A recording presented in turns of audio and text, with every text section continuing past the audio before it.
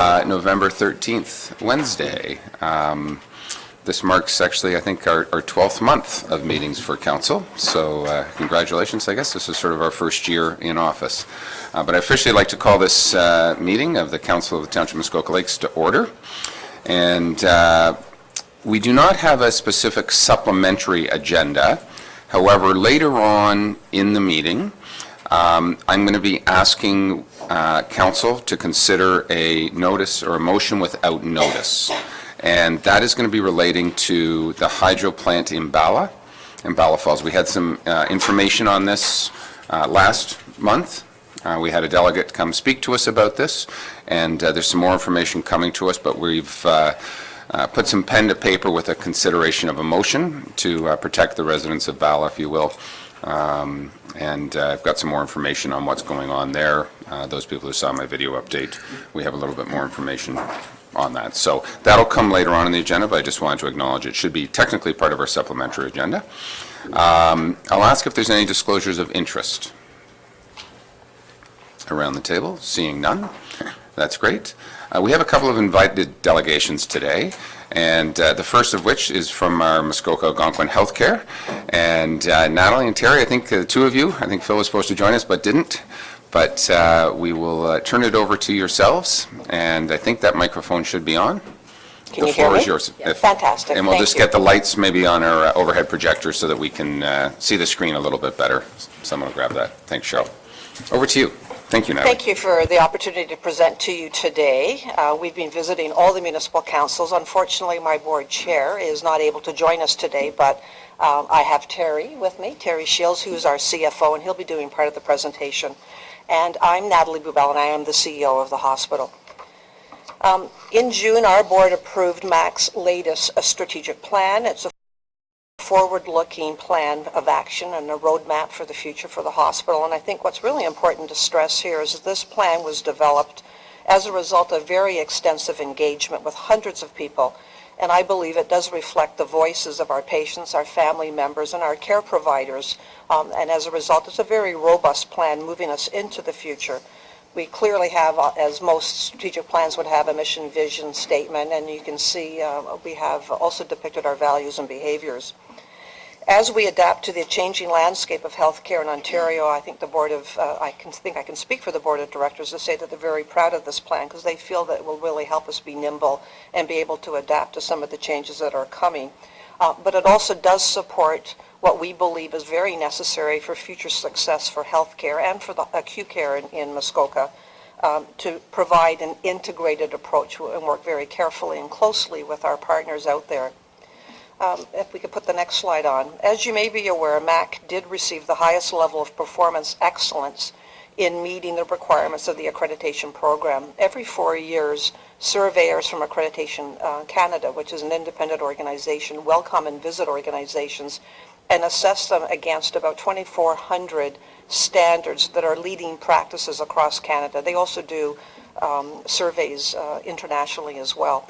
And as a result of that survey that we had back in December, we received the highest accreditation standing you can get, and it's exemplary standing. And I think that is really a testament to the quality of care that our physicians, our frontline staff, and our volunteers are providing in the organization. And I also think it's a testament to our community in terms of the types of donations that we receive from our community. If it wasn't for that type of donations coming in, we would not have the tools and equipment to be able to provide the care that clearly was demonstrated to the 4 surveyors that came that provided us with this exemplary status. So I do want to thank our communities because you're part of that award that we received.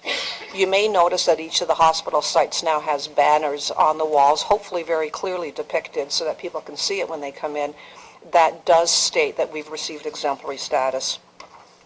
We're also involved in some other collaborative types of efforts like a quality improvement plan that we're working on with our community agencies, etc. But one of the things that I do want to highlight around quality is that we did recently complete a very significant $1.2 million renovation in both of our emergency departments to create 2 secure rooms in each of the departments. And that's really to help maintain safety and enhance quality in both of our emergency departments. not only to provide safety for our staff that are looking after patients, but also for other patients that may be in our department when we need to utilize these secure rooms. And it is an opportunity then as well to provide safe, dignity type of care for those patients that may require those secure rooms. And I again want to thank our public for their generous donations in order to be able to secure that funding to be able to build both of these secure rooms. And I'll tell you, they're filled every day. There were a couple of weeks ago when I walked through the emergency department, we actually had 5 individuals in the department that could have benefited from the secure room. So both of them were full, and the other 3, and we had 3 at the other site. So it is absolutely a need, and unfortunately, I think it's a reflection of what's happening in Ontario and across Canada around the opioid crisis and other aspects that require this type of facility to be built. And I think I'd be remiss as the CEO if I did not say to you, you need to get your flu shot. We are ramping up for our flu season. You may have seen in the media that they've already had some identified cases. I would strongly encourage you to have your flu shots. Last year, around 76% of our staff were immunized. We were the highest rate of staff immunization in the North Simcoe Muskoka LHIN for acute care centers. And I think that's exceptionally important. It was a testament to, again, quality care that our staff and physicians want to provide. In the next slide, you can see that we have, may have gone ahead a bit. I'll go back one slide, please. Thank you. So this would just show to you that healthcare is really a very siloed approach in Ontario, but there are some significant changes coming under the Ford government. And you may be aware that they have now created what they call Ontario Health, which is one super agency that will be looking after all of healthcare. And they've rolled a number of agencies like Cancer Care Ontario, Health Quality Ontario, etc., under that super agency. And I'm told that at the end of this month, by the end of November, there's supposed to be some very significant, large announcements coming out from the Ministry of Health, which I think will potentially, and I'm guessing here, but may potentially speak to what will be happening or the sunsetting of the LHINs that currently exist within the province and potentially around the Ontario health teams that they're looking to develop. And we are we're a signatory member of a number of agencies that have come forward to develop a Made in Muskoka area Ontario Health Team submission. And yesterday we did meet in Bracebridge at the fire station and the EMS station with a ministry team that came to meet with all the signatories around the OT submission. And we're hopeful that our meeting with them yesterday will be positive and that will be announced as one of the OT teams in Ontario going forward. But we're still walking through a process. Just under education and innovation, and some of these topics are aligning with our strategic plan in terms of the areas of focus that we have going forward, but I'll just give you some highlights here. You can see that we've had over 10,000 learning hours for staff in the building. We've had 51 allied health students that have come through the building as well and have been mentored in terms of the specific disciplines that they're in. We've had 1,757 days or 13,177 hours of undergraduate learners. This is around physicians, postgraduate residents, physician assistants, nurse practitioners in our buildings. And we've done a number of things around education, which I think is very important. But I'll just highlight one more, and it's around telemedicine. Telemedicine has been a very effective tool for us since we don't have all the specialty care that one might see in a downtown teaching hospital. And we actually utilize almost the largest amount of telemedicine hours, again, in our LHIN, with over 2,000 hours of care being facilitated by our Ontario telemedicine nursing staff within both of our sites. Under people, I just wanted to talk a little bit there about how our human resources is exceptionally busy. We do believe that our staff and our physicians are our number one asset in the organization. We hired 91 new staff last year. We bargained 3 collective agreements. We had launched an employee engagement survey in 2019 that provided us with some really good data in terms of areas that we need to continue to focus on and where we're doing well. We recruited 5 frontline physicians and a new chief of staff. And all of these people have been a very excellent addition to the organization. And under sustainable future, I think it's appropriate for me to have the CFO speak to that. Terry. So good morning, and thank you for the opportunity to meet with you today. So building a sustainable future is dependent upon our strategic plan. Natalie went through the pillars that we will be focusing on for the next couple of years. Every single year, we submit our budget, much like you do, and we are required to balance operations. When we submitted our budget this year, we have a $4.5 million deficit. 2 weeks ago, we received $3.2 million in funding from the ministry, so we'd like to thank Mayor Harding and all of you for your continued advocacy on our behalf. We continue to work with the ministry in the LIN to close that remaining $1.3 million gap, which we plan hopefully to do before the end of this fiscal year. Our capital needs for the building, we have $9 million that occurs every single year. This is for equipment and technology. This is for medical equipment. This is for surgical equipment. This is for diagnostic equipment. This is funded 100% by our foundations and our auxiliary. They contribute approximately $4 million a year. That's $2 million per site. The $40 million that you see there is the ongoing infrastructure needs of the buildings. Much like a house, certain things need to be replaced. This covers expenses such as your roofs, your floors, your walls, your HVAC systems. It's those capital needs relative to the hospital structure that $40 million is associated with. As you're aware, the capital redevelopment process has been an ongoing project, at the hospital for the last 7 years. The board has approved two new sites, a brand new hospital on the current land for Huntsville, because we have 44 acres there. And so we have enough room, and a new hospital on a new site in Bracebridge, and we'll go through the site selection process in stage 2. So we're just getting ready to submit our stage 1 proposal to the ministry and to the LIN, which will be in the next, probably about the next 6 weeks, 4 to 6 weeks in that time frame. This slide kind of covers the cost associated with building 2 brand new hospitals. No other way of saying this is expensive. It's a process. It's an initiative that is throughout the province of Ontario, so what you're seeing here is not unique. The selection process, you can see in South Muskoka, the total project cost is approximately $274 million. In Huntsville, it's about $286. Total is about $560 million. Total cost to build these 2 new hospitals and furnish them. Now, a requirement of doing this is you have to raise the local share. So the local share that we identify through our consultants and the work of consultants is approximately $129 million. The assets that we'll be able to transfer from the hospital existing at that time is approximately $35 million. Our foundations have committed $10 million each. Now, please understand that the foundations in this next 15-year time frame will also be raising $4 million a year. So they'll be raising $60 million to support current operations and then raising $20 million on top of that to support the new builds. So in total, the foundations have been asked to raise $80 million. So the balance is $74 million that we're looking for help from the district and or municipalities to close this gap. So on behalf of the MAC, we'd like to thank you for the opportunity to talk to you today. And if you're ever in that charitable mood as we enter the season, please consider your local hospitals. Thank you for your time. Thanks, Terry. Thanks, Natalie. Maybe we'll get the lights back on, just at least around the council table would be great. Thank you. Council, any questions for Natalie?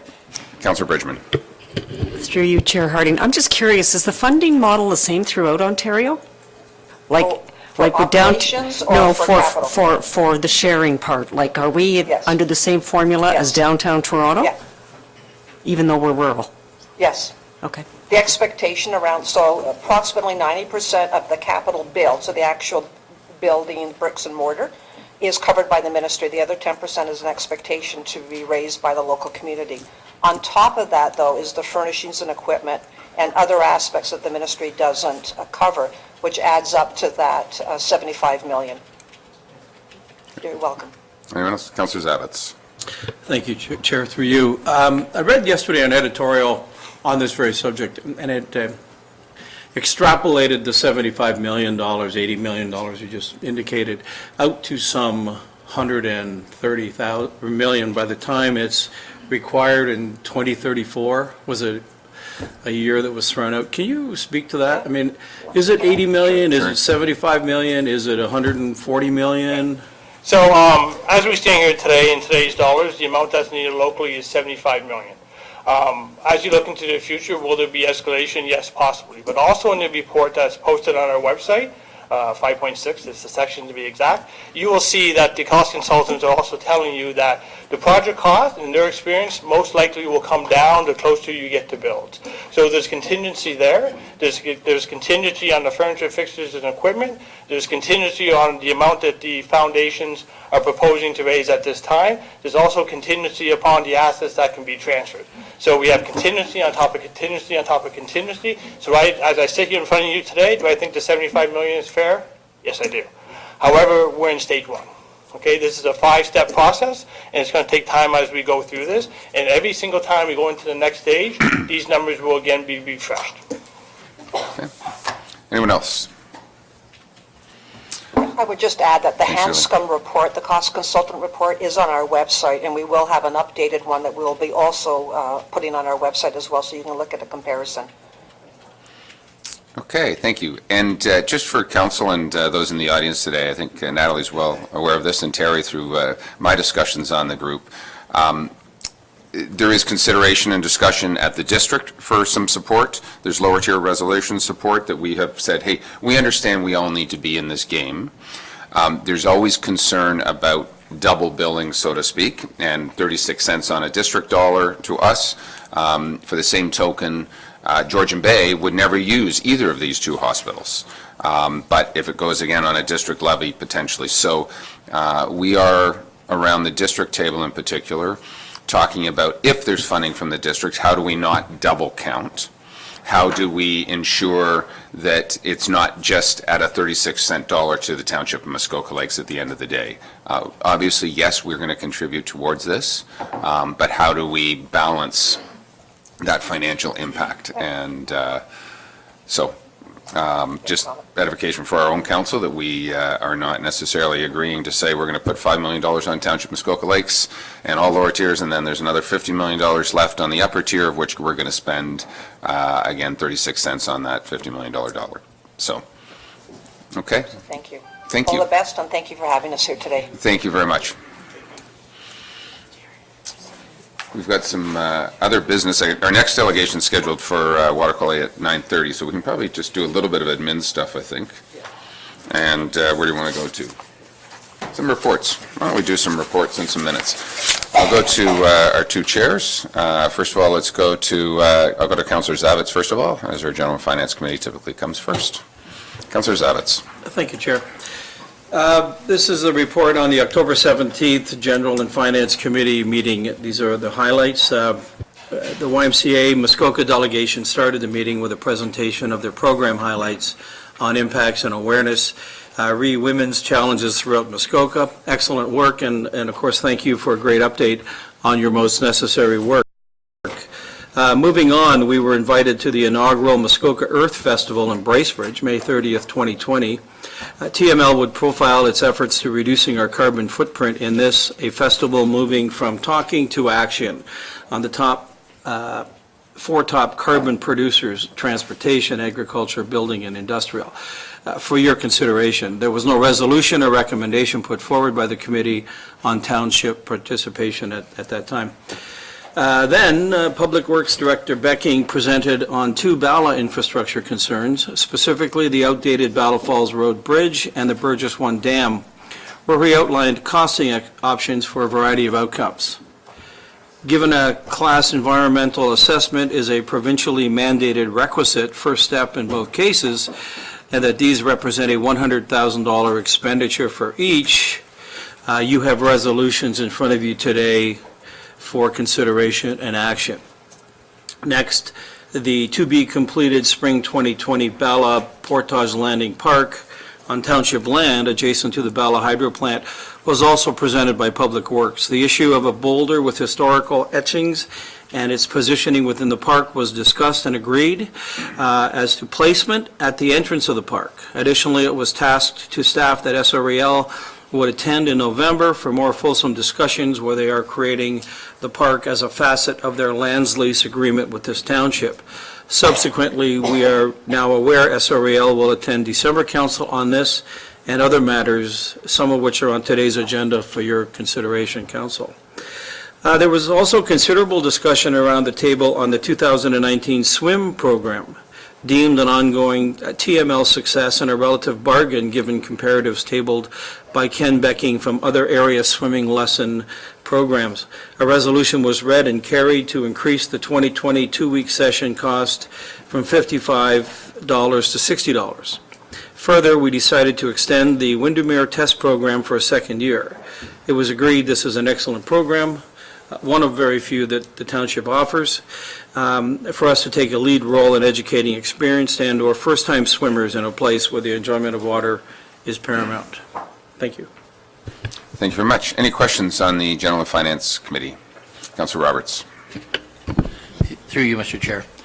Mr. Zavitz, I believe that also, I don't know whether it would come on your update or not, but at the previous meeting, I think it was the mayor who asked for statistics on the swimming program in Windermere. Is that? It was tabled. And that will be done? It was tabled. I don't have this, I don't have that presentation here. I'll turn to Director Becking, I guess, a little bit for when we anticipate some of those statistics coming back. I think it would be pre-2020 swim program. Certainly, Your Worship. The statistics were presented to committee with respect to participation and cost and so forth. I would be happy to share that information with the rest of council if they wish. I believe the report is available through the township's website, and council can peruse them at their leisure. If there are any questions, I'd be happy to answer them individually.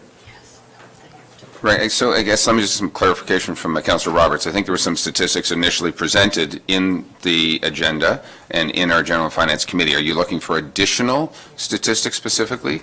Yes, I when I viewed the session, I thought we want statistics on usage during the 2020 season, on who is taking advantage of this program. Right, so I think that's just a note, sorry. Yes, that's a note to our staff, to as we, for the general public who are here, basically want to understand who the users of our swim programs are. Are they locals? Are they seasonal residents? How far are they driving? So on and so forth, to try and better travel program. But so those are noted in the minutes, and those will be coming forward in the future, next fall at the end of the season. So, any other comments, questions? Councillor Jagowitz. Yes, through you to Mr. Zavitz. You had two major projects that you reported on. I understand that what you're asking us to authorize is approximately $100,000 each for an EA study. I can take from that you didn't discuss the options in detail, and as a result of that, these significant expenditures will come forward to the budget process in due course. That we're not actually approving those projects, we're just approving the EA. Is that correct? Councillor Zavitz, or? Through you, Chair, yes. The short answer is yes. The steps required are that we first say yes to the $100,000, which is a requisite for the rest of it. So, I mean, perhaps Director Becking could speak further to that, but that was the premise of that decision. Okay, thank you. I think, Director, we're fine. Okay. Any other comments? Okay, I'll move to the next committee report, and Councillor Bridgman. Thank you, Mr. Chair. At our Planning Committee meeting last month, we had a presentation on wildland fire assessment, which is now becoming more common. The MNRF mapping helps predict the potential for wildfire in an area. So that is a possibility to ask for that from our planning department when we're issuing permits, etc. The MRA presented on behalf of standardizing bubblers, bubbler warning lights on the lake. So we had a discussion on that and suggested that the MRA go back and perhaps poll the snowmobilers who are the people using the lake at a certain speed. So we may hear back from them later.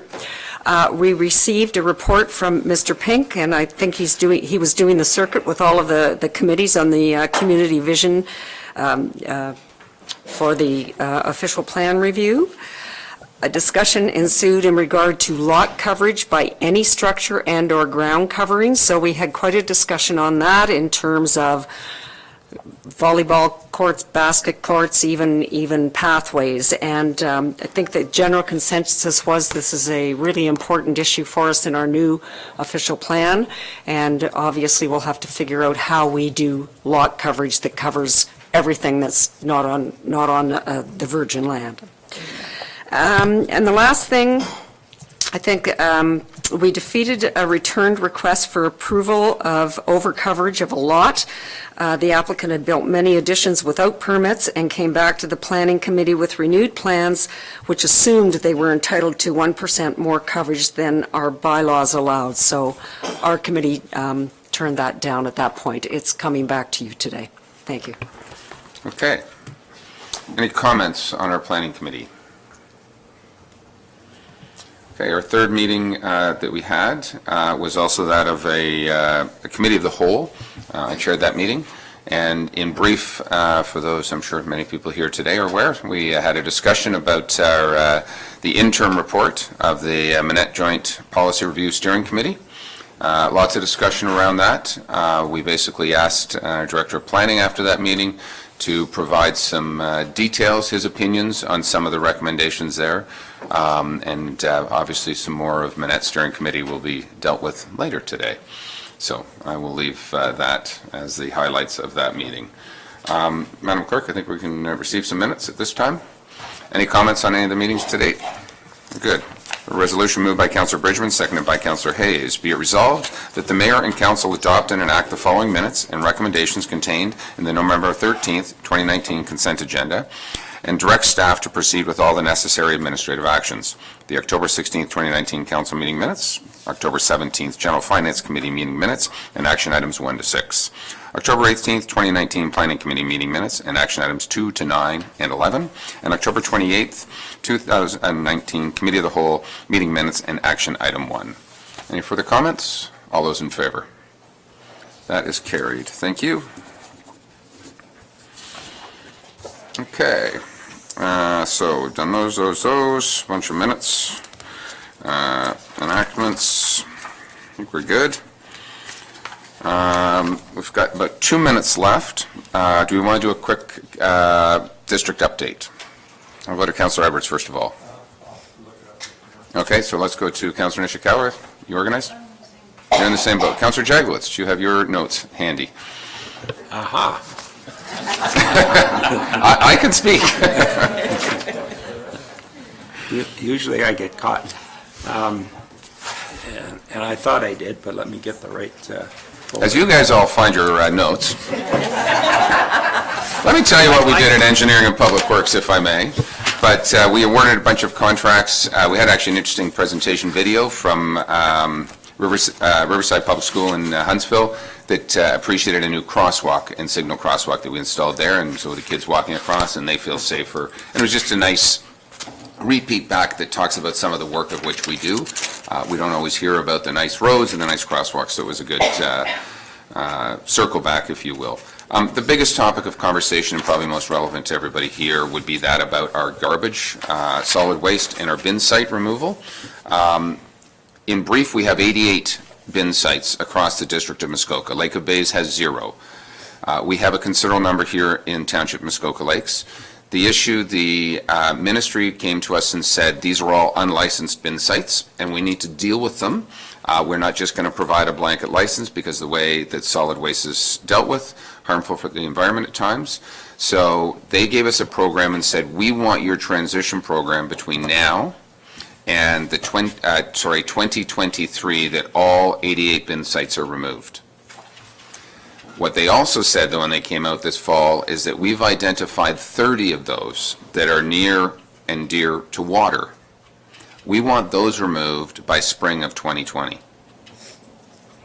So we have 30 sites across the district. Many of those are servicing island properties, for the most part, or water access properties in Georgian Bay. Those cottagers and those people, seasonal residents, especially on islands, have gone away now for the season. We were supposed to submit a report by the end of November, and they would be coming back to their properties in the springtime with no place to dispose of their solid waste. So the ministry was in attendance at our meeting, and lengthy discussion. We were able to push back on the ministry, and we've bought ourselves 12 months to file a plan and also for the removal of these 30 bins. Now, the ministry is going to go out and evaluate with our public works staff at the district all 30 of those sites, the high-risk sites as they call them, and ensure what mitigation measures. Maybe if they're 20 feet from the water, maybe we move them 75 feet from the water. But to try and get us through the next 12 months, I know our district staff have done some additional consultation. I think the 30th of October, there was a meeting in Bala, and very well received, and they are advising and making more recommendations. So we've bought ourselves 12 months to file this plan, and bought ourselves definitely 12 months on the removal of these bins, but to mitigate measures. So have not landed the plane yet on this, so to speak, but it is going to be topical, and the ministry is basically saying, you shall not. So we need to work with them. That's my update. Councillor Jagowitz, you ready? Yes, we actually had two meetings, one on October the 21st, our normal meeting, and a second one that was joint with Health Services. I won't deal with the health one, someone else can. The main thrust of what we discussed at Finance this turn was how to invest our reserve funds, and there's a new project that OMA have gotten into, which allows the district to invest funds in non-Canadian equities through an investment board, and that's being pursued, and some are in favor and some are having some concerns with it. So that'll be an ongoing conversation. And of course, we did have a presentation again from the hospital regarding the funds, which I won't repeat because that's similar to what was here today. That's my report. Thank you. Councillor Edwards, ready? Thank you. At our Community and Planning Services meeting on October the 24th, we had an invitation, and it was Deborah Martin Downs speaking from the Manette Steering Committee, which basically we've heard here. There's a vacant land condominium description in Huntsville. There was just a quick verbal update on affordable housing. There has been, we are entering into agreement with 15 new affordable housings for the community living in South Muskoka. And that the proposal be forwarded to the province of Ontario for approval, receiving funding through OPHI, new rental housing component in the amount of $551,300. And we have to have that there in by December of 2019, which we will be doing. And that is my report. Okay, thank you. Comments? Councillor Nishikawa. Thank you. Again, Health Services had very much a similar presentation that we've heard today. The discussion about, I would say, the funding model of how that is all going to happen with our hospitals. And also how the LHIN is going to end up, where they will end up when the province is done, was under discussion. There is also a concern about the Fairview long-term care home and the funding that we thought we were putting in place. So the district had $10 million that they were going to be contributing, and it looks like we may have to contribute more. And whether or not the district is actually going to run the home, similar to the Pines, has been discussed as well. Otherwise, it's just an awful lot of money that we're discussing, and it's very concerning, and I don't see that we will have a very straightforward direction. Okay. Any comments? Okay, thank you. We'll come back to community updates in a little bit because we were a few minutes behind. But I want to thank Councilor Mazan, who's been all things water and water quality over the past term of council, sort of pushing this water quality matters issue forward. We have a few different delegates, and I think, Christy, you might be up to the podium first, if you may, and maybe we'll get, again, the lights just on the overhead off as you work your way through. And Christy Doyle, for those who don't know, is the Director of Environmental and Watershed Programs for the District of Muskoka. Welcome, Christy. Thank you. Good morning, Mayor Harding and members of council. And is it you, Cheryl, that... can you, with a wink? Okay. Okay, great. Thank you. Thank you. Oh, great. That's perfect. Thank you very much for inviting me today to talk a little bit about, can you hear me okay? On the District of Muskoka's Recreational Water Quality Program, and also to talk a little bit about water quality and climate change trends. And that's a big topic. But I'm so happy to do it today also with invitations to my township colleague Sandy Boss, and also with the Simcoe Muskoka District Health Unit, Christina Viter, who's here too today. So we'll all talk to you a little bit about this. And for my own presentation, I thought I'd like to frame it into two parts. And the first is to talk a little bit about the Muskoka context and our changing climate here. And the second is to switch to the District of Muskoka's Recreational Water Quality Monitoring Program, and also our new and ongoing initiatives on that front. So to start, I'd say that, thank you. To start, I'd say, sorry, yes, back to the front if you can, Cheryl, thank you. Yeah, this is great. This is what we already all know, that we live in a very distinctive ecological environment, and that's not news to any of us. And it's this environment that's drawing and sustaining so many of us here. But there is so many of us now being drawn here and choosing to remain here. And that's not true for all Canadian communities. It's definitely not true for all Ontario communities, especially those north of the GTA.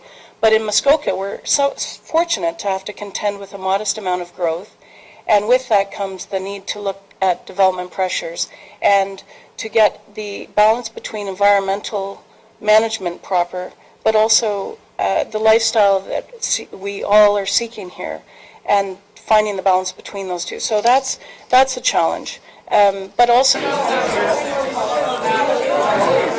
folks, we're going to get started. Thank you.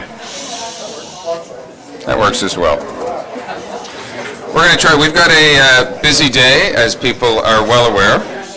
And so for those in the audience, if I'd ask if we can, for those, Mr. Napier, those in the audience, I'd ask that as we try to get our meeting going, that we control our conversation. I appreciate all those people from Manette who are coming to join us right now. Before we get to our Manette matter, I want to move towards a 10:30 delegation regarding some Bala Falls issues. And those people who came in late, or those for Bala Falls, we're also going to suspend the rules of procedure, and hopefully, if council agrees, we're going to consider a motion to deal with Bala Falls today from resolution that can be sent to the province. At one point, we'll put it up on the screen, but no, maybe not. Well, we can put it up so that people can read it at one point. But let's go, first of all, I guess, to Mr. Shnier. Mitchell, if you'd like to come to the podium. And again, I hope that we'll be relatively brief. We had your presentation a month ago, and council, I think, is going to be responding accordingly. So as brief as you can would be appreciated. Thank you. Thank you.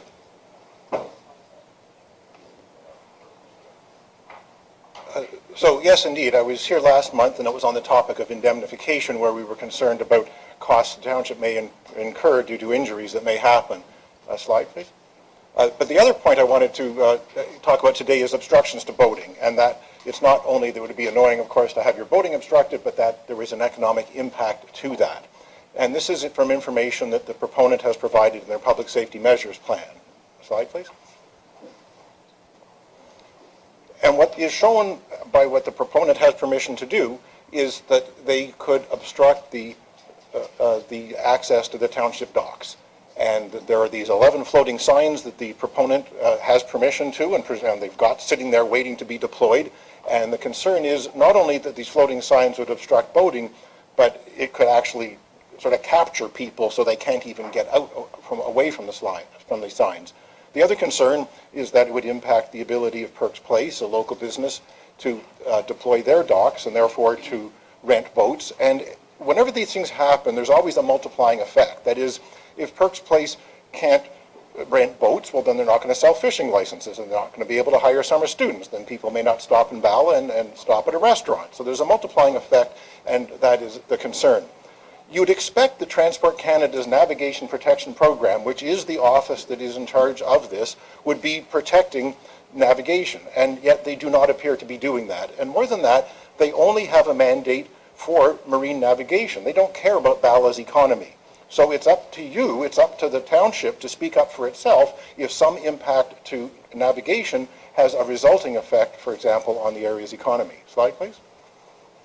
So the concern that we have is that, can we murder some of the lights here? Or is that not? The proponent has permission to deploy 11 floating signs here. And the concern is that as people would be leaving the township docks, if they don't turn sharp enough because of the wind, because of the current, and they end up going between these floating signs, and there's no cable between them, it's just these big things floating, they could sort of get stuck there, because I'm sure you've all been in a canoe sometimes, and the wind blows your boat sideways. So you may not be able to get out of there. You may not be able to get out from between these signs. So you're stuck in here with the wind and with the current pulling you towards this dangerous thing downstream. So here the Transport Canada claims that they're doing something for safety by allowing these floating signs to be deployed, but it could be the opposite, because you could be getting your boat, your canoe, your kayak stuck in here, and the only place you're going to end up when you get tired is downstream towards the generating station. So they don't even seem to be doing their job of protecting navigation, let alone are they worrying about the economy. Slide, please. So the proponent has two choices, and this came up last month. And I think the comment from the mayor was you sort of got to be careful what you ask for. If the upstream safety boom is moved farther upstream, then that would have a bad negative effect on the township docks and on Perks Place. Okay, so should they leave the safety measures as they are? The problem is there is no good answer to this. It's no good if the safety boom is moved upstream, and it's no good if it's moved downstream. And that is, the proponent has a problem. And what I'm here to ask is don't let the proponent make their problem into our problem. The only safe answer is this thing should not be allowed to operate during the summer, which is what you already resolved at the January 18th meeting. Slide, please. So the proponent has other big problems. They've got a massively expensive multi-million-dollar project sitting there idle right now. This is costing them $5,000 or $10,000 a day in interest loss. They don't have two major approvals that they need to operate this thing. And I know the attitude when the construction was in Bala is that let's let these guys get finished and get Bala back to normal. Well, it isn't normal. This station is not an ongoing concern. They have problems. They haven't addressed safety, and they have problems. They don't have approvals. There's stuff wrong with this. It's time for you guys to speak up and defend the area's economy. And the other thing is, I'm hoping that you don't wait for the proponent to respond and answer, and so that's wonderful that you are looking at a resolution today. That's exactly what I was hoping. Thank you. Next slide, please. These are requests of the province. They have nothing to do with the proponent. So yes, I'm hoping that you will send a letter to the province asking to be indemnified for any costs that happen. I'm hoping you'll send a letter to Transport Canada noting that these obstructions to boating are unacceptable. They would have a huge impact on the area's economy, and that I'm hoping you can get to it quickly. Thank you very much. That's what I have to say. Great, thank you. Any questions? I think you might be okay when I read a resolution. Thank you. Over to Kelly. Is Kelly here? There you are. Welcome.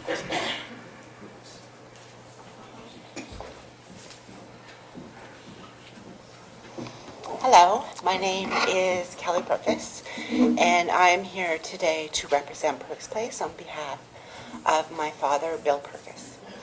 Thank you, Mayor Harding, other members of the Township and Muskoka Lakes Council, and the members of the public for your attention today.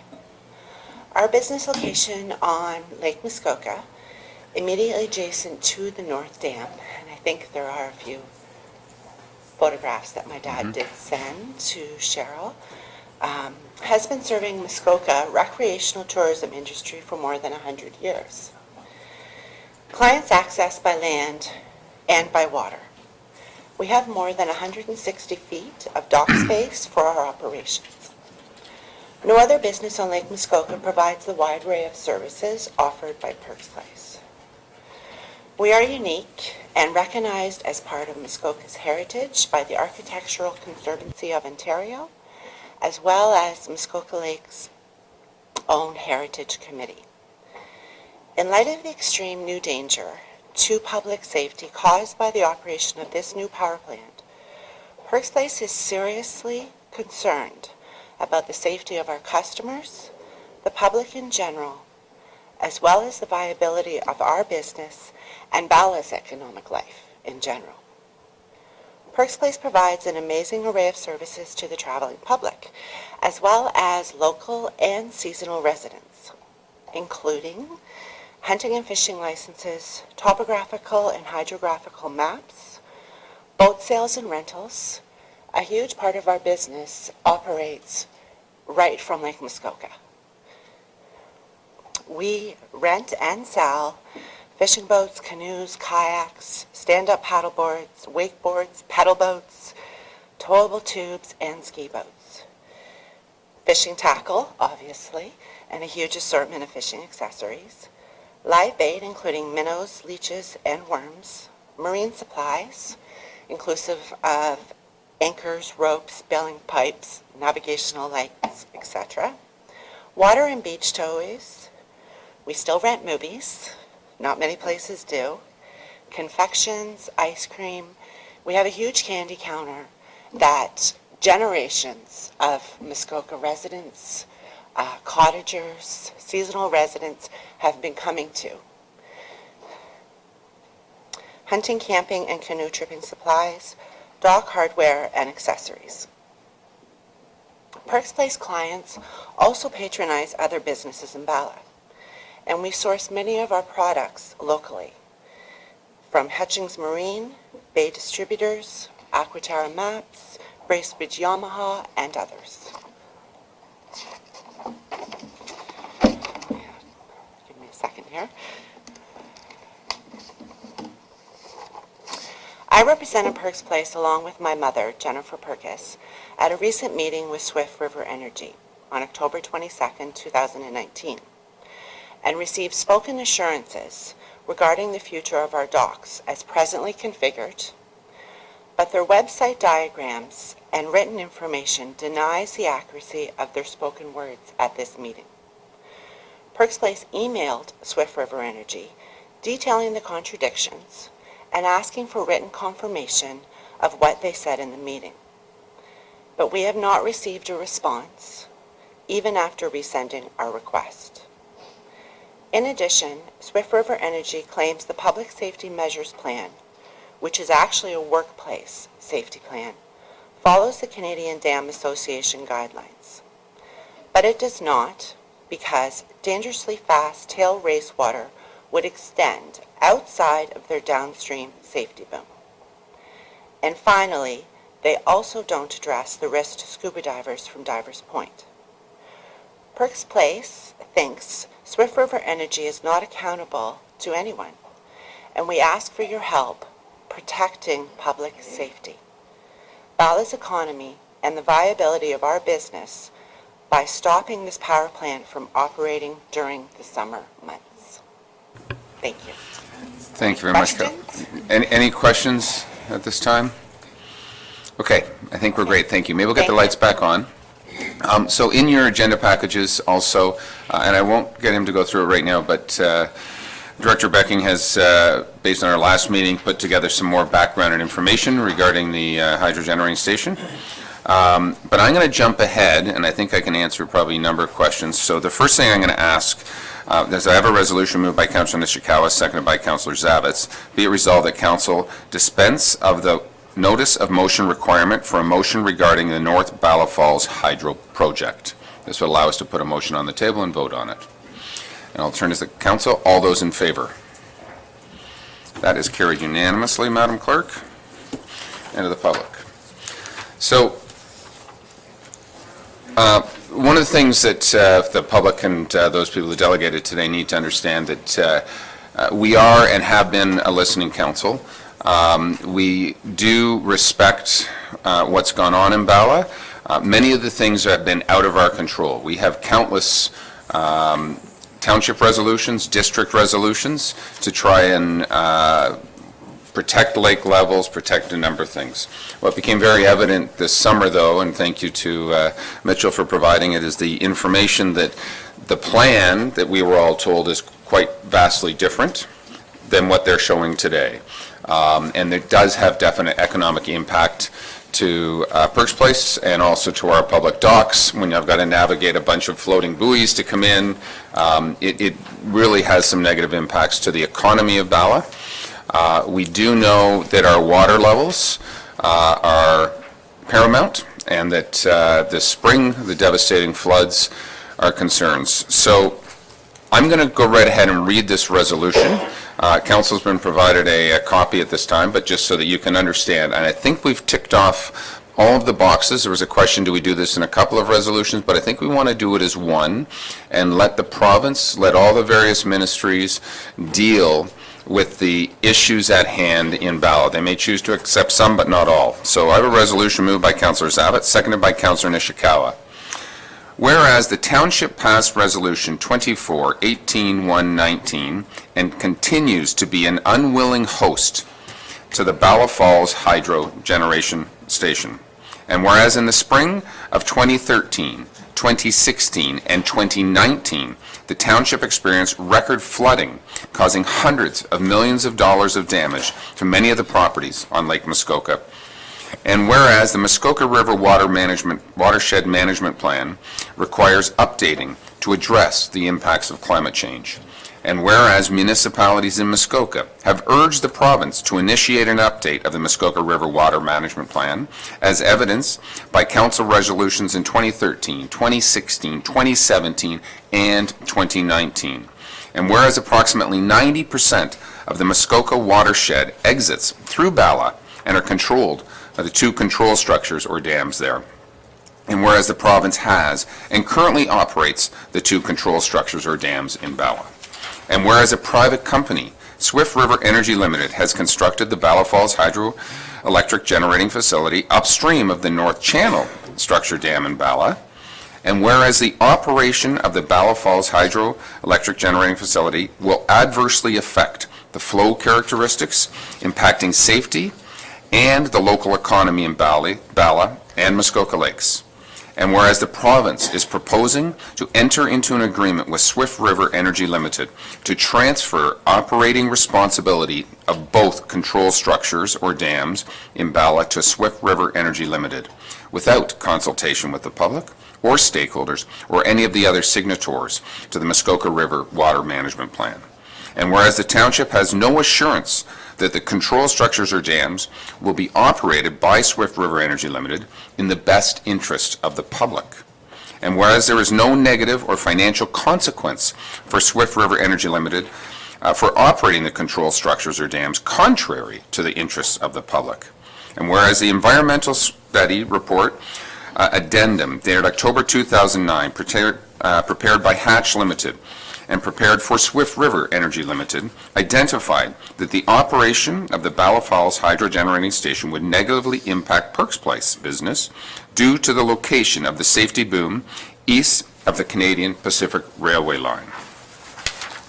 And whereas the Bala Generating Station Public Safety Measures Plan, dated August 2019, prepared by WSP Limited, proposes to locate safety buoys in a conical arrangement extending from the North Lake Muskoka outlet east of the Canadian Pacific Railway Bridge in order to discourage boating in that area. And whereas the proposed location of the safety buoys will have a negative impact to both Perks Place business and the township public dock and adjacent businesses. Now therefore be it resolved that the province immediately amend the Muskoka River Water Management Plan to address the impacts such as increased levels of flooding as a result of climate change. The province continue, number 2, to operate both of the dams and water control structures in Bala in accordance with a revised Muskoka River Water Management Plan to protect the best interests of the public. The province not permit the operation of the Bala Falls Hydro Generating Station during the in-water recreation period from May 1st to November 1st each year in accordance with Township Resolution 24-18-119. And number 4, that the province requires Swift River Energy Limited to compensate both Perks Place and the township for negative economic and recreational hardships caused by the relocation of safety buoys and the operation of the hydro generating station. And number 5, that the province will indemnify and hold harmless the township Muskoka Lakes from any and all actions howsoever caused. I see a smile from some people in the audience. I think we are putting it out there that this is inappropriate, that what they have promised us at one time and what they are delivering now is vastly different, and that there are negative impacts to businesses and the township Muskoka Lakes, and heightened right now is also water levels. I think point 2 is imperative here that the province continue to operate both dams, that they're not going to turn it over to Swift River. Council, comments or questions? I'll call the question. All those in favor? Madam Clerk, that is carried unanimously. Hopefully the minutes can show that as well. Thank you. I hope that's good. We will circulate that to all the appropriate ministries and also surrounding municipalities as we move forward. But appreciate your due diligence to us and your persistence to us as council. We obviously want to protect Muskoka as best we can within our jurisdiction. So we're going to move forward with this. And as an update for those people who were not aware, Mitchell made a comment in his presentation, but Swift River has yet to receive a permit to draw water. They have yet to amend or have an amendment to the Muskoka River Water Management Plan. In our discussion with the ministry last week, the MNRF, they didn't anticipate, at least in the next couple weeks, at minimum, that Swift River would be able to draw or even cycle the plant going forward. So I personally believe that there's going to be some questions with our flood advisors report. I'm going to guess that there's going to be some updates to the Muskoka River Water Management Plan or recommendations there too, and I think that Swift River may be integral to that, and hence the reason they right now can't draw water, and or the province hasn't released that report. So more to come, and we will be updating as we hear information. And I appreciate, Mitchell, I know how due diligent you are in this process. If you hear anything, please feel free to share with CAO Hammond or myself as well as we'll move forward. So thank you all. Hopefully that's a good move in the right direction. Okay, I think we can back up a little bit, if I'm not mistaken. And we have some delegations at 11 a.m. We have a number of delegations on the topic of, obviously, our Minette Steering Committee. We do have opportunity for public comment. We're going to go through some of the delegations first of all and have that discussion. If public are here to comment, we have a 2-minute limit on that per. But I'm going to ask that if somebody has already made the comment in those public delegations, you're welcome to stand up and, hi, I'm Phil Harding. I agree with what was said already, just to record your name versus giving us another 2 minutes of the same impact. So we appreciate that. So first and foremost, Mr. Richards, the Lake Rosseau paddle expert. So, and I'm going to ask again that hopefully our delegates, Paul, we can hand those out. Hand them to Cheryl, she'll hand them out. I'm also going to suggest, as we work our way through here, so Paul, we'll hand them all out. Okay. So Paul, as we move forward here, and as everyone comes up, I'm always going to insist on respect and appropriate language as we talk forward, going forward, and ask you to be as concise as possible. We don't need a 20-minute presentation. I'm going to be kind of very vigilant along the way that when we get to about 7-8 minutes, you're going to look at me and say, let's try and wrap this up a little bit here. We all want to make sure all the information gets forward, and then we can debate accordingly. So if Paul's finished his discussions with staff, he might have been at our district council updates. Not quite ready. We ready, Paul? I think so, sir. Thank you very much. Over Mr. to you. Mayor, councilors, staff, and guests. Thank you for this opportunity to be here. It's Paul Richards, 2060 Peninsula Road. Is that what I'm supposed to do? Yep, just your mailing address and postal code would be great. Thank you. POB 1J0. First, I would like to, I'm down on the agenda for speaking on the Villa's Touchstone. Frank? Councillor Jeglowitz? Sorry, I have to declare a conflict on something that's in the package. There's a decision there on a matter that should I excuse myself from the entire presentation? I will not be addressing that issue. I just want to explain that I will not. Okay, so you are not, so let me just clarify right now, because you're down on our agenda for discussing Villas of Muskoka, Touchstone, LPAT. You don't want to address that? I will not be addressing the Villa's Touchstone because it's subject to appeal. Okay. And it would be inappropriate for me to speak on that. So at that particular point, I'm actually going to ask that you return to your seat. At the public meeting, if you want to talk about Manette Steering Committee, we'll come up with a 2-minute presentation at that point. No, Okay. I'm not going to be talking on that. Okay, are you going to be speaking on a matter on our agenda? Absolutely. Okay, so I will do that in the public delegations. You had requested a delegation to our council to talk about a specific issue. We granted that under that specific issue, but you don't want to speak about that issue? No, I didn't. I'm sorry. Legacy is down there as well, and that's what I'm speaking about. You want to speak about legacy cottages? Exactly. Okay, then that's fine. You're welcome to speak about legacy. That's what I But not the other LPAT matters. So No, and that's because it's then under appeal. Councillor Jaglowitz has no conflict. Thank you. That's what I assume. Okay, over to you on legacy. Thank you. Has the clock started?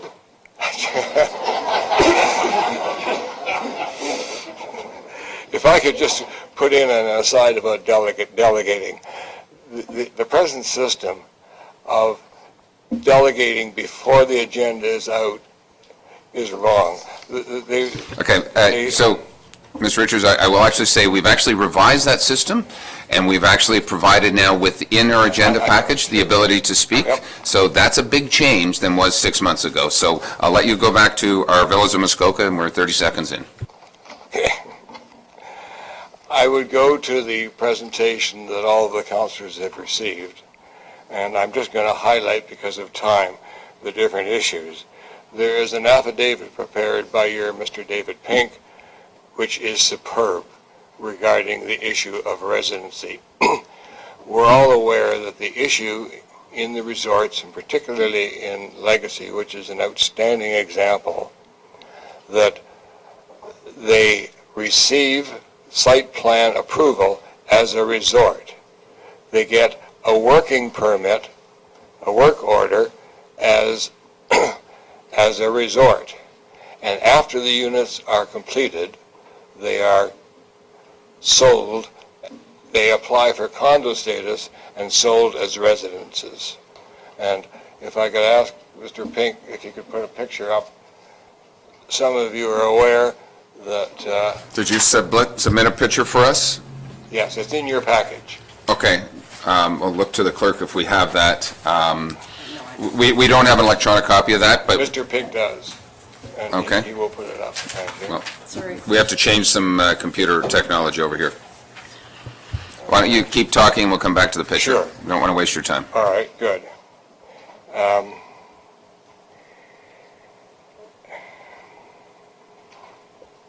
Mr. Pink's report does clarify the issue regarding residency in the properties, in the legacy property, and how terribly important it is to maintain it as a resort property. It's beautifully done, and I urge you all to read that. That's the number one in my letter to you. Number two, the pictures, and we'll have that very shortly, You have a copy of the Ontario Municipal Board report, and there has been an issue regarding the stoppage of work at Legacy, and that stopped work last April. I do want to read to you, and I think maybe you might think it's relevant. How many of you have heard the word slap suit? Is that common in the terminology? And it's spelled, well, it's spelled S-L-A-P-P. It is different, and I'm going to read you what a slap suit is. A strategic lawsuit against public participation, SLAP, is a lawsuit that is intended to censor, intimidate, and silence critics by burdening them with the cost of a legal defense until they abandon their criticism or opposition. Such lawsuits have been made illegal in many jurisdictions on the grounds that they impede freedom of speech.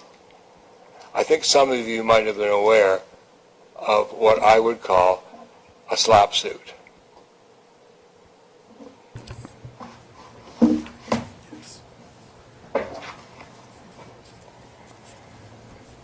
You will have a copy of Ms. Spence's letter from interviewing the Legacy representatives regarding their intention for what they're building. Here we have it here. Thanks. Okay. These houses, and they're going to be a subdivision, 43 of them, overlooking the lake. And you will notice one thing, the trees are gone. If you notice at their sales brochure, they showed a forest, but they're all gone. And 2 more have blown down. Do you see the few trees in the center right at the waterfront? Because there's no protection for them, 2 of them blew down this summer. So there's 2 less. Do you have the other picture? Mr. Pink, please. Do you mind the light? Would you mind? Great, thank you very much. There are 10 foundations already built, and they're all jammed in, and 5 framed homes. Ready, houses ready in the subdivision. So that's what's happening at Legacy right now. This is a in the brochure, a sales brochure. It's 58 pages, and I think most of you have seen it. The Rosseau Group, quoting from the final page, the Rosseau Group is proud to continue its bespoke approach to residential development on its namesake, Lake Rosseau. And I have here, no fooling, this is a residential development. I met with the Ministry of Environment people, and that's in your package, and there are problems with the septic system. It was approved for 57,000 liters a day. Because of all the bedrooms in the houses, the Ministry of Environment calculated that over 90,000 liters a day. So there are major issues regarding the septic system there. Trying to highlight the time. Oh, very important. The site plan approval was, what they included was access to Cleveland's House facilities and a path through to their property. Cleveland's House was sold. Different ownership. They don't even have permission to use Cleveland's House amenities. So here we have a subdivision sitting on the lake and no amenities. Nothing. No restaurant. They got a pool for 2 months in the summer, and that's it. This isn't a resort. This is a subdivision. I want somebody to get mad about this. It's just...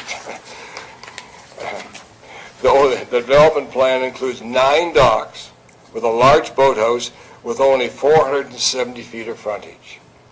Legacy stated that they will be having docking for 38 boats. We calculated 53 boats. Can you imagine on 470 feet of frontage? This is far in excess of the recreational carrying capacity recommended for Manette.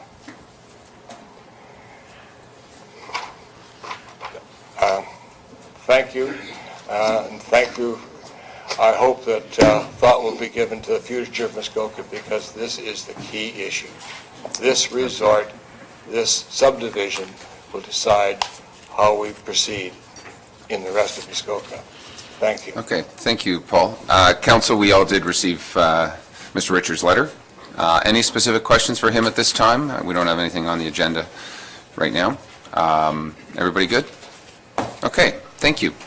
We're going to move on. I think Lawton, representing the MLA, you're up next, and we're going to speak about Manette. Do you have a presentation, or can we turn the lights back on? I'm feeling in the dark a little bit. You can turn the lights back on. Okay, thank you. And hopefully someone's home. Good morning, Mayor Harding and members of Canada. I should say council, but sometimes we feel like we're Canada. My address is 1052 Longhurst Road, number 16 in Windermere. And you know my name, Lawton Osler.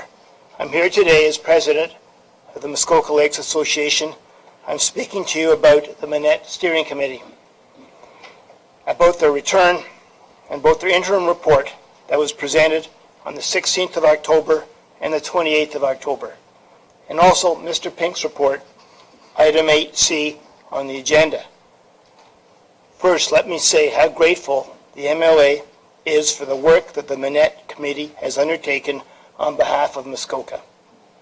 It was a brave move of Council and the district to set up this committee, to trust a process that is untested.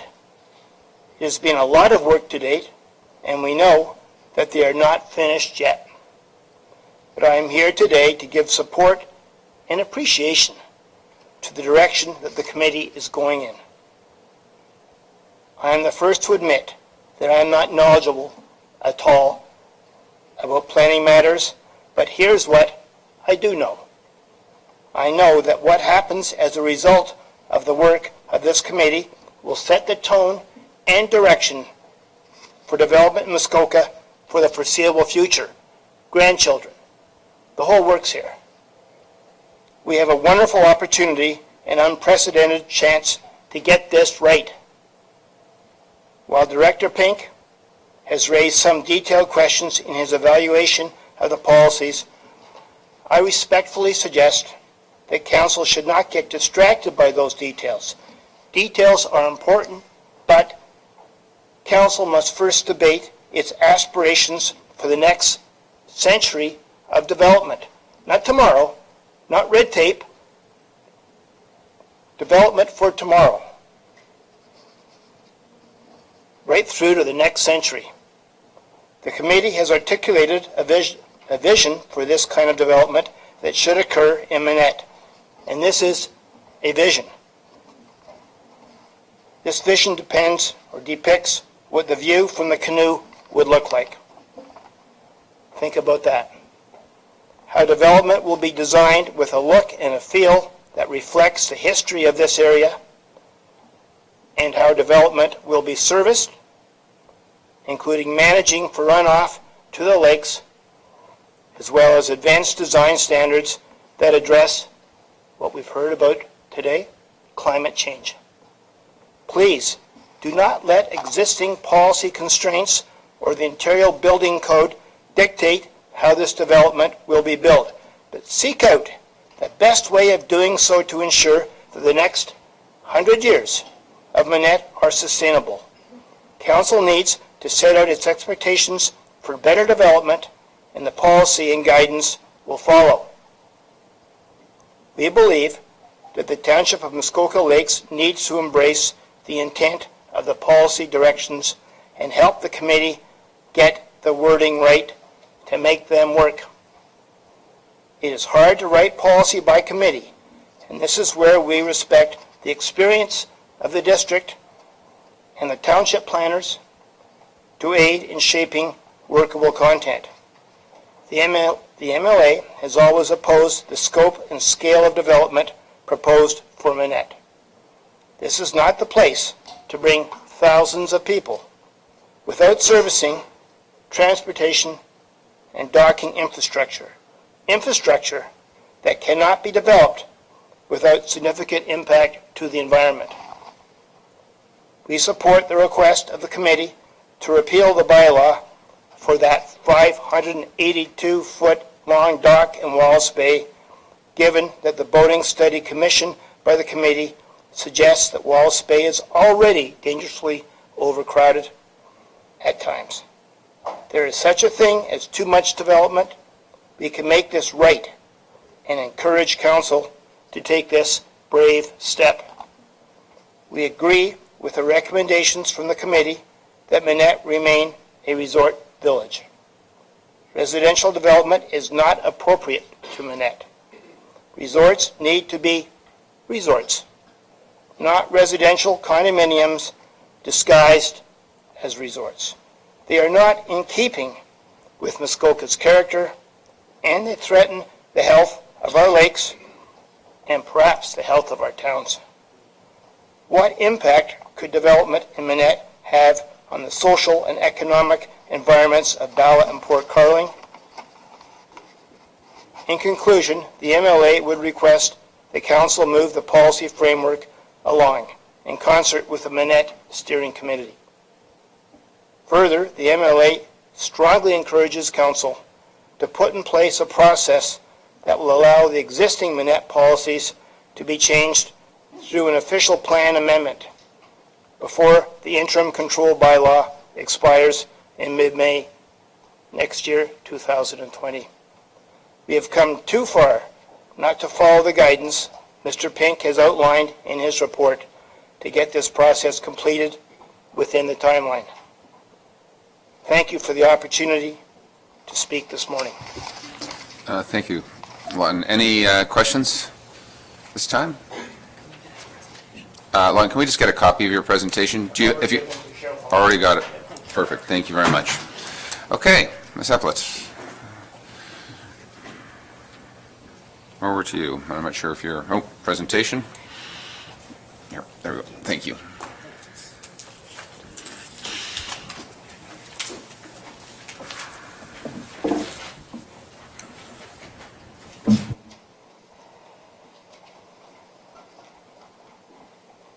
Go ahead. Thank you. I'm Susan Eplett, and I'm speaking on behalf of Friends of Muskoka. I live at 50 Weybourne Crescent in Toronto, postal code M4N2R5. I appreciate this opportunity to speak about the Minette Steering Committee's interim report and Director Pink's report on it. As we all know, the Minette Steering Committee was formed because our community was alarmed about the massive scale of development proposed for Minette. It would have more than doubled the number of cottages on Lake Rosseau and more than doubled the number of resort units in the district, all in one small bay.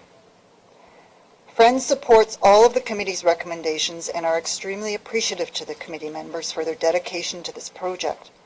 We're lucky to have this committee, whose highly qualified members are committing a tremendous amount of time researching and thinking through what's appropriate for Minette and Muskoka. While Director Pink's report asks detailed questions, Council's role is to set out the development it believes is appropriate in Minette, and the drafting of the policies and guidelines will then follow. We're particularly pleased with the committee's recommendation that the protection and enhancement of the environment is given priority over economic development. It's only through protecting the environment and character of Muskoka that we'll be able to guarantee our long-term economic well-being. We're also pleased to see that the committee emphasizes that development must be designed to mitigate the effects of climate change. We suggest this be given particular attention in drafting the policies for both Minette and the Township official plan, and that best practices from across the globe are incorporated. Muskoka can and should be a leader in environmental stewardship of its lakes. We welcome the recommendations to ensure Minette exists as a tourist and recreation-focused special policy area, and that growth be for tourist facilities only, not for high-density residential development. Zoning for resort commercial waterfront allows larger density that should only be allowed if it will bring the traveling public to Muskoka and create jobs for Muskokans. To accomplish this, resorts need to be resorts, not residential condos disguised as resorts. Waterfront residential condos are not in keeping with Muskoka's character, and they threaten the health of our lakes. They should not be allowed in Manette or anywhere in the waterfront area, irrespective of the type of servicing. We therefore encourage the committee to recommend and council to require that all resort commercial properties in Manette remain commercial and set stringent criteria and strict enforcement mechanisms to ensure this is achieved. Any residential development in Manette should be required to meet current residential zoning requirements. Friends agrees with the committee's recommendation that Manette should remain a small resort. The 2019 Hempson Growth Report found there is between 6 and 10 decades of vacant land available for growth in our township. There's no need to concentrate growth in Manette, and it might cannibalize growth in other areas that need it and already have the servicing capacity to accommodate it. Substantially adding resort rooms in Manette will also take away demand from other resorts and hurt an already struggling resort industry. As Director Pink notes in his report, providing municipal services in Manette will encourage intensification and increased development. As this is not appropriate for Manette, Friends recommends that development in Manette proceed on private communal services that are built and operated according to the province's requirements, and that reporting, securities, or other measures be put in place by the township to ensure proper maintenance and management. These measures would be set out in agreements with the township, and Friends would be happy to offer draft language for the township's legal counsel to review. Friends agrees with the committee's recommendation that development in Manette only proceed within the capacity of the existing bridges, intersections, and roads. This will help preserve the charming character along the roads leading into Manette, including the character of Port Sandfield. We are pleased the committee is considering the recreational carrying capacity of Wallace Bay. We agree with the committee's recommendation to repeal the bylaw that permits a 582-foot dock. Almost tripling the number of dock spaces from 60 to 170 will only exacerbate the unsafe boating problem that the committee's study found already exists in this bay. Finally, Friends strongly encourages Council to put in place a process that will allow the Manette policies to be changed through an official plan amendment before the interim control bylaw expires in mid-May of 2020. As you know, if an OPA is not in place when the ICBL is lifted, development applications for Manette may be filed and reviewed under the existing policies. 2 years of hard and dedicated work by the Manette Committee and significant taxpayers' money paying for it will have been wasted. Mr. Pink has outlined a timeline for Council to approve an OPA before the ICBL expires, which we agree with. We encourage Council to hold special meetings if necessary to ensure that an OPA is approved in time to be considered at District Council's April meeting. Thank you for the opportunity to speak. Thank you. Council, any questions of Ms. Eplett? Okay, thank you very much. Paula, I think we're going to bring you up, and sort of the single largest landholder, I think, in the Manette area is not you. I wish. But welcome, and appreciate you speaking to our council on behalf of your boss, I guess, as we move forward. Over to you. Wonderful. Well, thank you very much, and good morning, Mr. Mayor, members of council. My name is Paula Bustard, and I'm here today representing Mitchell Goldhar, who recently purchased the Cleveland's House Resort and the Rock Golf Course. And I've been working with Mitch for the last, I guess, year or so on this property. He didn't officially purchase it or close on it until early this year. So it is a relatively new acquisition, and obviously there's a lot to learn and to absorb with this property and the vast history associated with it. Mitch is a longtime resident of Muskoka, and obviously shares a lot of the same visions and passions that you're hearing here today in regards to aspirations for the Muskoka and preserving all that obviously is iconic about it. As you obviously know and you're hearing, there's been much concern and speculation over the past few years regarding the future of Cleveland's House and the development plans within Manette. I also believe many of you are aware that that is the main reason that Mitch actually purchased this property. He shares a lot of those concerns, and he participated, and I participated through extension of him with Friends of Muskoka through a lot of the policy reviews that were happening over the last couple of years. It is our intent to find a balanced and measured approach to the redevelopment of this property, but it is going to take some time to work through the various options and to see what is and what is not feasible. Mitch and I had the opportunity to meet with the Manette Steering Committee in October to present some very high-level vision of the property, and I believe it was quite well received. We also hosted the Manette Steering Committee at Cleveland's house in the summertime to do a tour of the existing facilities and obviously just get a lay of the land. So we think those were two very beneficial meetings. But again, it's still very, very high level. Our plans are absolutely nowhere fully developed at this point. I'm here before you today because we've had a chance to review both the draft policy suggestions by the Manette Steering Committee and the report by Mr. Pink. We also submitted a report from our planning consultants IBI group just on as a written submission.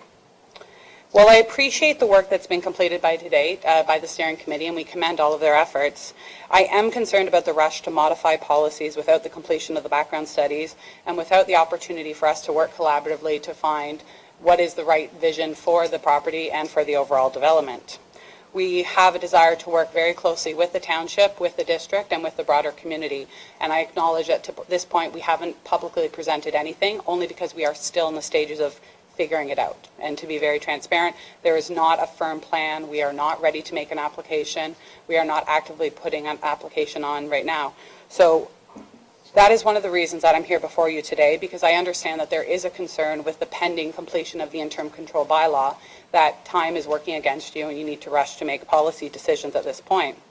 As I said to you before, Mitch only bought this property this year, and in this time we've been working very hard to understand the various issues and the various opportunities. We've had a chance to meet with Mr. Pink and Ms. Valentine and have expressed our desire to work collaboratively with all levels of government and the broader community. I therefore respectfully ask that we work together and take a pause on the advancement of any policy changes for a set period of time to give all parties a chance to work together. We will agree not to make any applications for a defined period of time to be determined, and that would give us an opportunity to work with the township, with the district, with the Manette Steering Committee, and with the broader public to review development concepts, to work on options, and see how the policies would fold out from there. And again, as I said before, we appreciate the interim control bylaw is coming up in May, and there's a concern of running out of time, but we will enter into an legal agreement with the district and with the township, agreeing not to make an application if the district and the township agree not to modify any policies until a certain set of time period has passed. We'd be happy to work with you on the parameters of that agreement, and I'm here to answer any questions you have, but I greatly appreciate your consideration of the matter. Great. Paula, thank you. Council, any questions at this time? Councillor Jagowitz. Thank you. Through you, Mr. Chair. Paul, I was at that presentation that Mitch presented, and I was impressed. What I'm asking you about is that offer that you made to enter into something. And I just wonder how you could square that with the fact that you're not the only resort owner or property owner. And how would you see that playing out? Do you think you can get the agreement from others too, or? I absolutely can't stand here before you today and make commitments for anyone else. We do need to obviously speak to our neighboring properties, but all I can say is that we are committed to obviously working with all levels of government, with the public in a meaningful dialogue. But I couldn't really answer that because I don't know where their headspace at or what they're proposing. Supplemental? So just a supplemental, then I guess you'll appreciate from my perspective that if that couldn't occur, that would leave us quite exposed to the other properties. So I hope we will try to make the best decision. Really appreciate you coming here today and the actual good working relationship that I see developing, and hope that continues. Thank you. Thank you, and if I may add? Absolutely. Okay. I work very closely. My background, just so you guys know, is I have a master's degree in planning. Planning is what I do every day. Planning policy is absolutely wonderful, but I agree with a lot of the comments. You know, when you're living in a community, you don't always necessarily care just exactly what the policy. You want to make sure what the outcome is. So we are very committed to looking at the totality of what is the development going to be, who is going to be there, what are the amenities, and I can certainly assure you that there's absolutely no aspirations to have a fake resort that is flipped and becomes just a residential community. That being said, when I read through the Minette Steering Committee recommendations, and there's a lot of wonderful ideas there are practical issues that I see that will absolutely limit the ability to be flexible, to be creative, to think outside the box in the best possible way. I understand when you're looking at it from a highly protectionist point of view, obviously it looks like a good idea, but sometimes when you shrink wrap too much policies, you stifle any creativity. So that's one of the main reasons that I'm here today, is saying let's work together and then let's draft policies together that make sense for the vision that we jointly come up with, as opposed to writing policies now that may or may not work and be implementable. So that's really where I'm coming from, and we mean it with absolute authenticity. We really want to work with everybody. Okay, thank you. Councillor Bridgman. Thank you, Mr. Chair. This is wonderful to work together, and I think we've all said we want to work with everybody, and thank you. And so I guess I just sort of need to ask a couple of questions. Is this a legal document that you wouldn't Yes. put anything on the table, Yes. is what you're saying? Yes, that's correct. Okay, and so I guess I'd need more detail on that, and I think that's wonderful. That's probably an ideal answer on a lot of levels. At this point, though, I see a parallel process. We continue with an OPA as option B, because nothing's, I mean, until it's official, it's not official. But I think it just makes sense to run a parallel program at this point. But I would be very interested in more on. Well, and we'll get, I think, have an opportunity to discuss that. Councillor Zavitz. Thank you, through you, Chair. I think we just saw through Mr. Richards, his presentation about what happens when we don't work collaboratively with a developer. Here we have a developer in front of us. My spirits are buoyed by, your words, but I am in receipt of a letter that I think we all as council are, from the other party, if you will, on that shoreline. And that letter worries me greatly. And enough said. So, and again, we'll come back to that. Let's try and stay focused here. Any questions right now of Paula, and who's representing Mitch? And I think the idea basically, as again, the largest shareholder and landholder in there with the most undeveloped land at this particular point, has said, hey, we want to work with us. And I appreciate that, and prepared to find some form of I'll use the word compromise, to control development going forward so that we don't race to a finish line, but we'll debate that shortly. Okay? Paula, thank you. Thank you very much for your time. Okay, so I'm going to come to and turn it over to general public right now. Oh, Councillor Edwards? And that's through the chair. I have a question to Mr. Pink. Okay. In the Minette area, if the interim control bylaw comes off, some application would still need rezoning. Is that correct, or am I mistaken? David? Through the chair. It obviously will depend on specifics, but there are a number of hold zones throughout Minette in our zoning bylaw, and those holds will not be lifted prior to a number of conditions being met, one of which is a comprehensive rezoning application for the community. So it more or less will ensure that a rezoning application is needed before development for those areas zoned with the hold. Okay. Okay, thank you. Councillor Kelly, you had a question? Yeah, thank you. Through you, Mr. Chair. And it's for Mr. Pink. Just as a follow-up, I need to understand what the leakage would be to the extent we were able to come to a satisfactory arrangement with Cleveland's house. Is it just one other property that would be sort of left May 15th to be at risk? Or is there more than I'm aware of? Mr. Pink? Thank you, through the chair. I mean, there are certainly other stakeholders and other private property owners in the Minette community. There is more than the one. Certainly the one we've just heard from has a large land holding with certainly some development potential, but there are others, and I don't know if an agreement is possible with all. That certainly I can't speak. Okay. So, and I think some of those other stakeholders may be in the audience today and want to speak to us, which I appreciate. I know that we actually have a representative from the Minette Steering Committee. Happy to have a conversation with us. And I guess we're going to debate this, but I will say, so there's general policies that are currently in place. We put a pause on that, just background, for a steering committee to evaluate and confirm that those are right or those are wrong. What I've heard very loud and clear at this particular point is that any of those contemplated changes, generally speaking, have not involved a developer.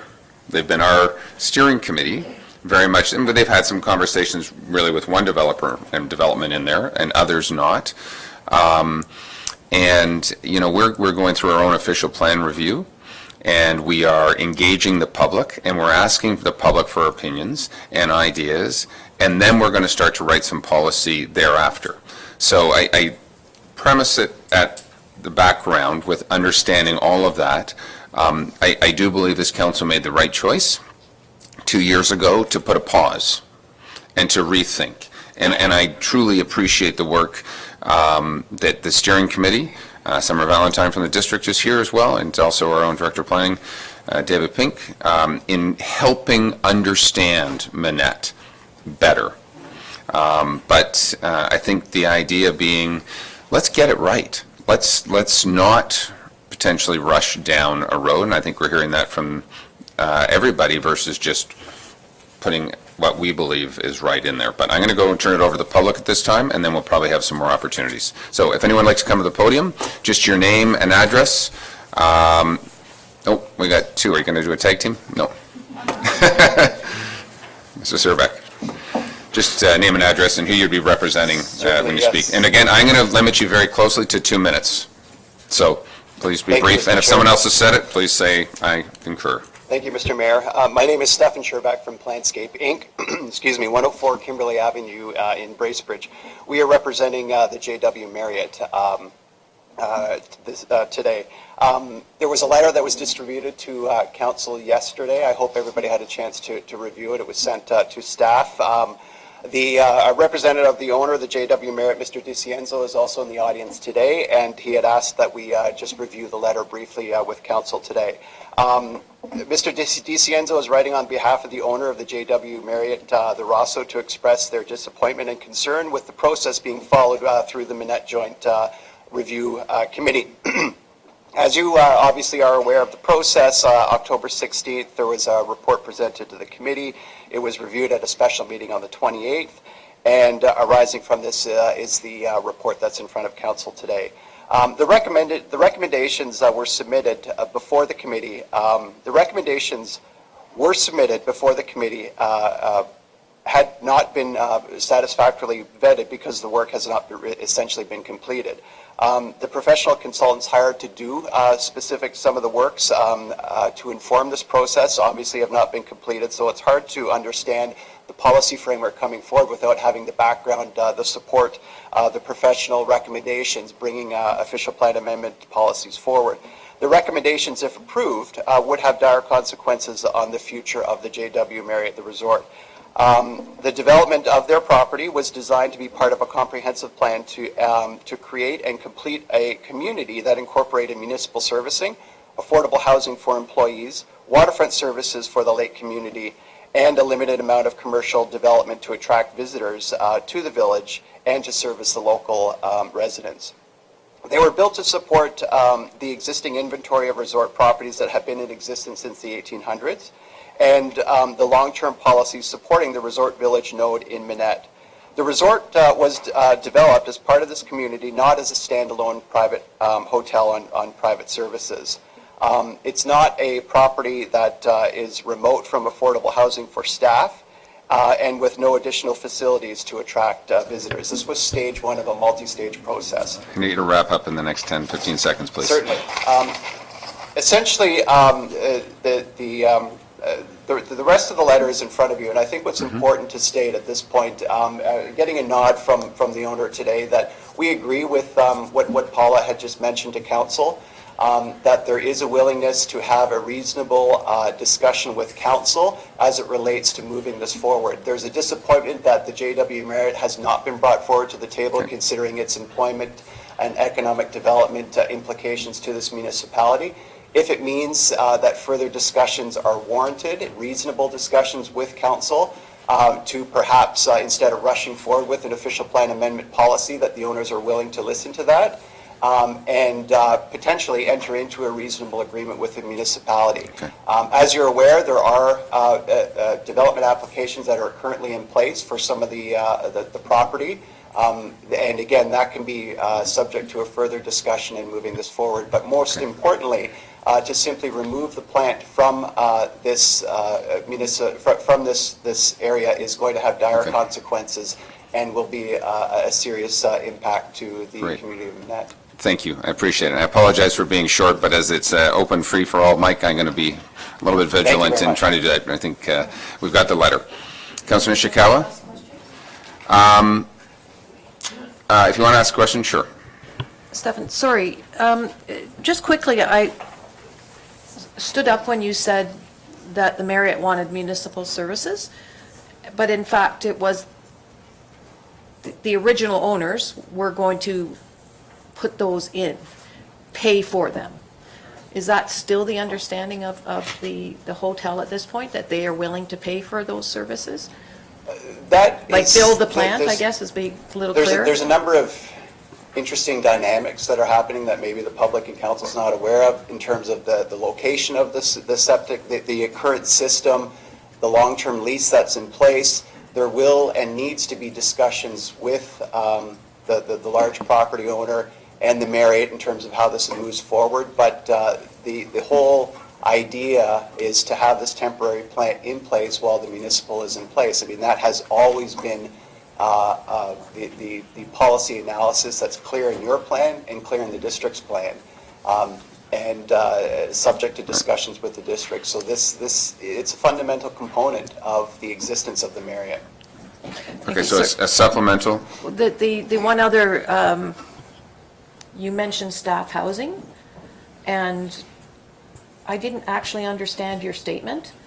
I just didn't understand it. So if you could repeat it so I have a clear understanding of what point you were trying to make. Manette is and was to host an area for staff housing. Obviously, because of the interim control bylaw, there's been a break on this. This is the Marriott is one of the largest employers in the municipality. They have a significant amount of staff.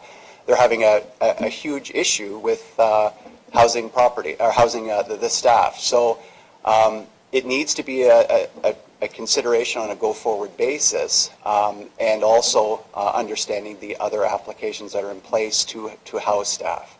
So again, I think it's part of the entire package that needs to be considered with any. I think, and I guess if I can sort of paraphrase what I've taken away from Marriott's submission and some other people's submission, that when Manette was zoned originally, and we're talking, we put an interim control bylaw to control development in Manette, there was a number of different factors. Staff housing, there was municipal sewer water, there was a thing. So for us to make potentially decisions in absence of all these other pieces may not be the most appropriate at this particular time. And I think I'll just leave it at that. Councillor Jaguars, do you have a quick question? Yes, I do. Through you, Stefan, I just want to make sure I've understood you correctly. Paula indicated that her client or her organization was prepared to enter into a legally binding agreement not to bring forward a development under the existing rules. Did your client make that same offer? We would be willing to sit down and continue the discussion to understand what this legal agreement agrees. I did get a nod from the owner that this is something that is of interest in order to slow this process down a little bit. Further supplementary then, in absence of a clear understanding, I agree with the Chair of Planning that we would have to, I think, continue our parallel process until such an agreement was actually in place. Okay, we'll get to that in a second. Thank you very much. Thank you.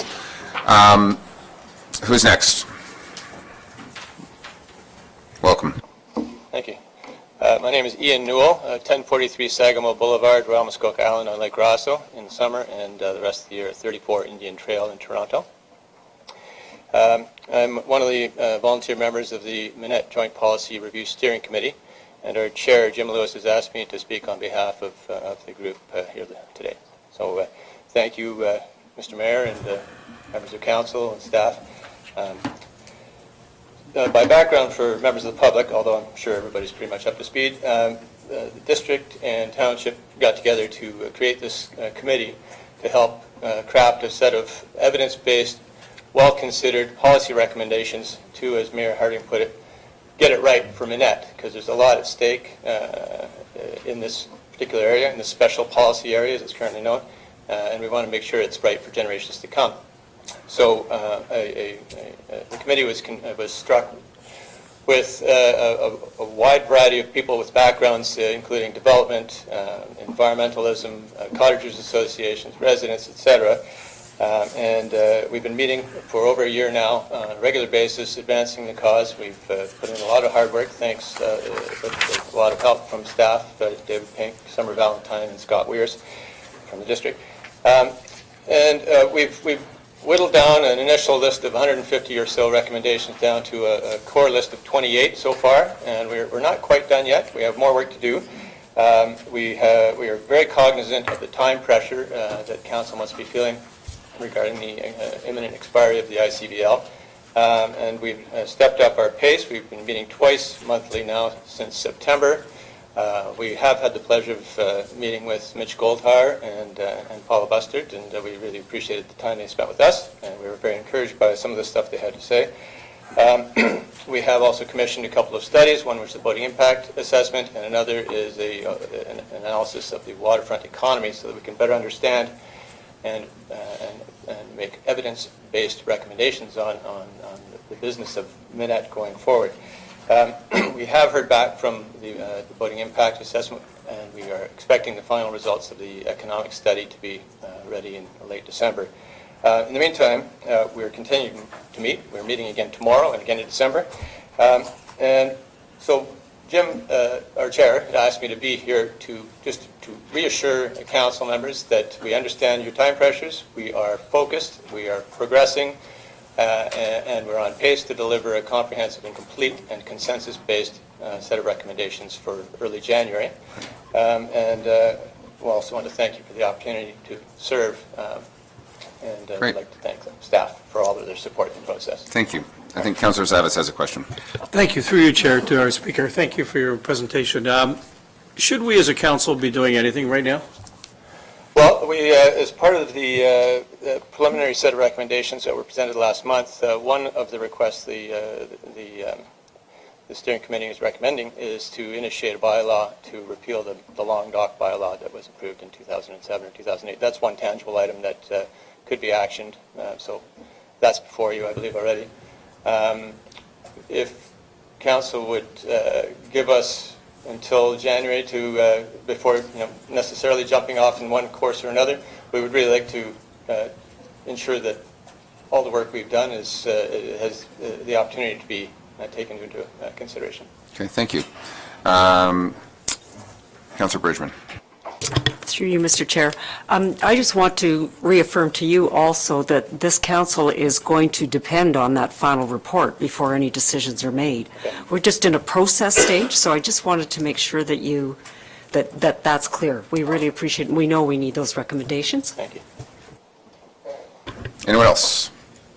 That's great, Ian. Thank you very much. Thank you. Welcome. Thank you, Mr. Mayor. My name is Nick Nicolau, 1002 Seguin Place, PO Box 97, Minette, P0B1G0. I'm also the president of the Royal Muskoka Island Association, so I represent 90 cottages on Royal Muskoka, just at the end of Judhaven Road. And I'd like to say that our stance on overdevelopment is nothing to do with NIMBY, not in my backyard. It's got a lot to do with some very serious considerations. Firstly, the environment. This should be our primary concern, since it's a pristine environment that makes Muskoka what it is and will ensure its future. We must ensure that the view from the canoe remains pristine and no urban development happens in Minette or the environs. Secondly, infrastructure. The access roads and bridges to Minette cannot accommodate large-scale development and resultant traffic. Thirdly, water quality.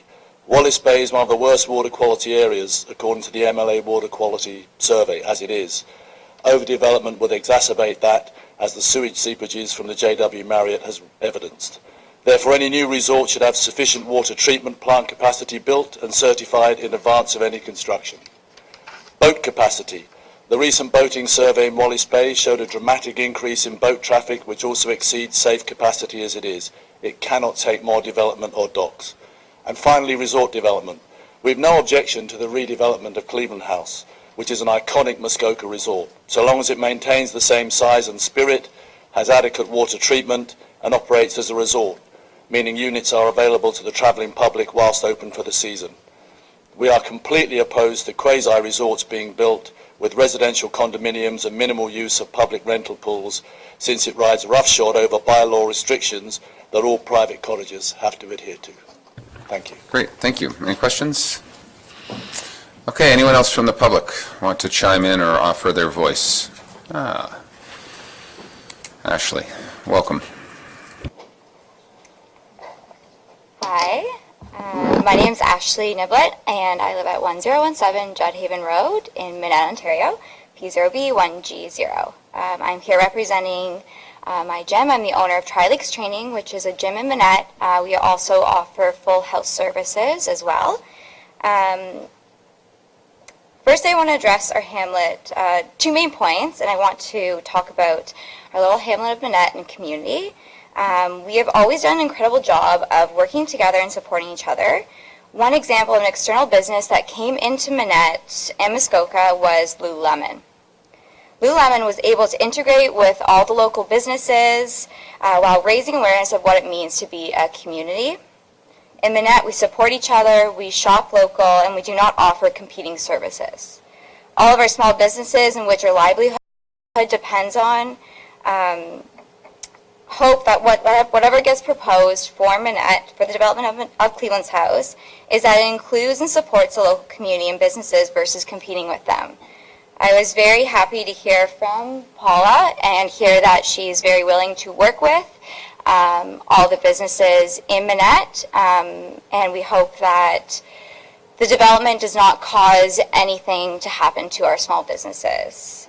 Secondly, as a young business owner in Minette, I'm concerned with the viability of local businesses on a 12-month basis. Already businesses and all over Muskoka, especially Port Carling, are feeling a shortage of staff. Many are unable to stay open all year. Many of you have recognized this with closing of the Minette Corner store last year. I think that was a big impact in our community, is just showing that we don't have the infrastructure to support staff up here, as the Minette, or as the JW representative said, we are lacking staff housing. With the aging demographic and seemingly lack of any plans for residential development in the future, I feel very strongly that something has to be done in order to protect our economic viability of full-year businesses. Having grown up as a cottager in Muskoka Lakes, in Minette, and now a business owner, I've seen a clear shift in the workforce, largely now being from external regions instead of being made up of the local cottagers.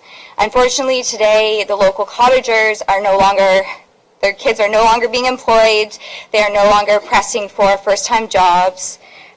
Due to this fact, the new reality of Muskoka, I hope the Township of Muskoka Lakes factors this in heavily as they plan for today and future generations. Thank you, Ashley.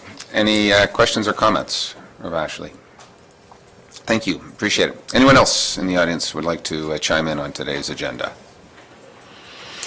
Okay. We are good, I guess. Oh, we do have someone. Please come join us.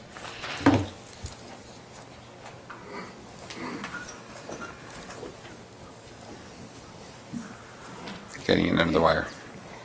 Good day, members of council and staff. Thank you for this opportunity for public input and information. My name is Kathleen Stewart, and my address is 6 Joseph Street in Port Carling. And we've had a cottage there, our first summer was 2000. I'd like to say that that we're talking about, in this case, a situation of one property owner against versus potentially all the cottage owners of Muskoka, or all the property owners of Muskoka. I think we need to keep that in mind. We're talking about single property owners here, as it affects everyone in the community of Muskoka.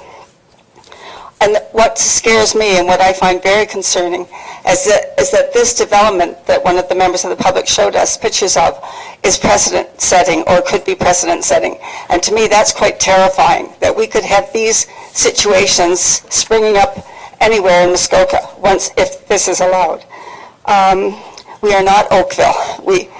Many of us feel we do not want or need subdivisions. I think that it is wise for council to look at this at the time that we have the public hearings for the official community plan revival, and give time to publicize this even more, to give council time to think about this, and to let the public come forward with more considerations and opinions. We do definitely, without question, have a horrendous need for off-lake housing, and I say off-lake housing. I know of an individual who was going to be homeless because he was thrown out of a long-time accommodation, and I've heard from cottages. I'm one of them. It's so difficult to get anyone to work here in Muskoka to do renovations. They simply don't have the staff. They're completely overrun with demands for work, but they don't have the staff. And the staff, people want to work, but they have nowhere to live in Muskoka. We need off-lake housing. And businesses, we've had people like Tim Hortons busing people in from Aurelia and Wasaga Beach.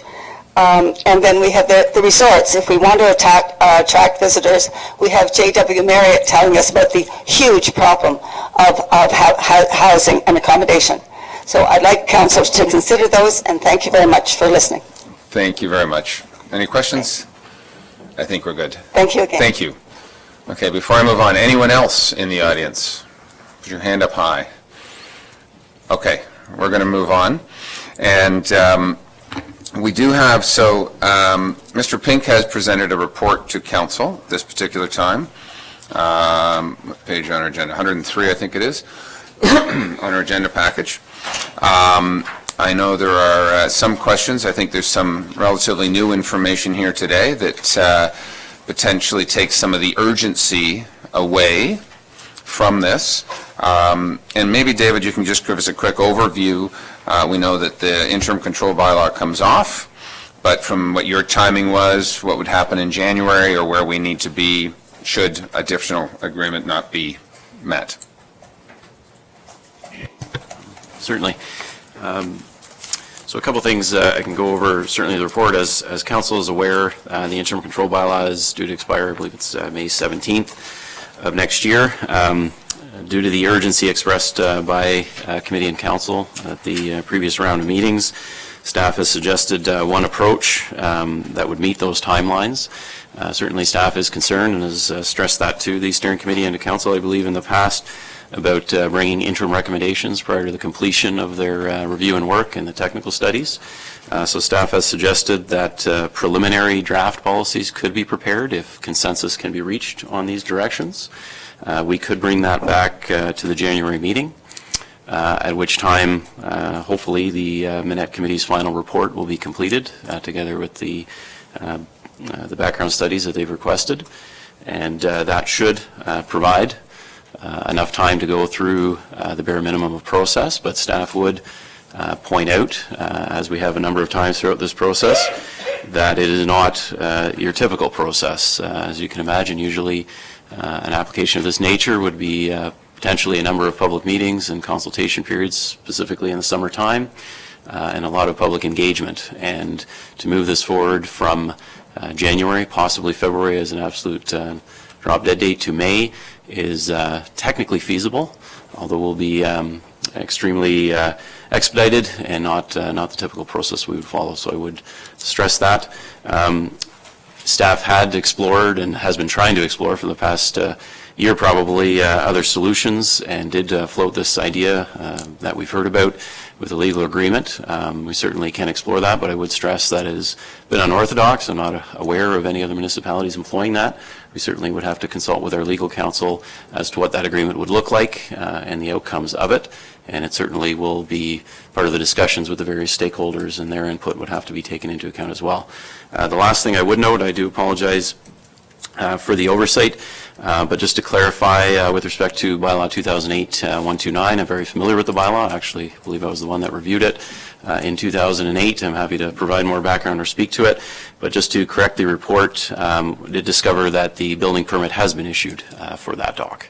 So that is a fairly significant new information that council should be aware of if you wish to discuss the recommendation from the committee to repeal it. That building permit was issued in 2017 for the main finger, and the two fingers are the main dock that goes out in length, and the two fingers closer to shore. Obviously, the three fingers further out are subject to a hold zone, and that hold zone has not been lifted. Happy to answer any further questions. So why don't we talk just briefly, because the one specific recommendation potentially out of the steering committee was the dock. And just what I believe our director said, there's already a permit there. The dock is already out. Do we know how far that dock currently is out? We are not. However, I can advise, I have spoken to the building department, and they will be, the dock permit was issued in 2017. My understanding is no inspections have been requested of that structure, but the building department will be investigating to ensure that it was built, what has been built in compliance with that building permit. That is an administrative enforcement matter dealt with by our building inspectors. Okay. Any questions or comments right now on the dock specifically and the request to repeal the bylaw? Is anyone on council, the fact that we have a building permit issued for this dock? Anyone feeling on council the need to repeal this bylaw at this particular point? And I'll just ask specifically, just a general nodding of heads. It is a request. I'm getting a few shakes of heads. Shake, shake, shake, so we can park, no pun intended, the dock at this particular point, and let's talk about some bigger minutes. So, Councillor Bridge. Well, just a quick comment. That dock, it's very long because I've used it several times, and it just clued into me that it was there already. It was part of the boating study, so I guess we can factor that into it anyway. Right. So, okay. So we're going to, so for those friends of Muskoka, I know, and everybody said we should repeal the dock bylaw, and I know that MLA did as well. I think at this particular time, we're going to leave the dock aside. General consensus, I've got everybody was shaking originally, and now everyone's nodding, which is the appropriate. We'd want a legal opinion if we needed to repeal that. But I think it's not on the agenda specifically today, but we'll look more at it in the future. Councillor Jaglitz, let's go back to the overall direction and where we want potentially staff to go. Yes, thank you. I would like to address staff's report. I support it. I didn't initially, but I'm growing to love it more and more.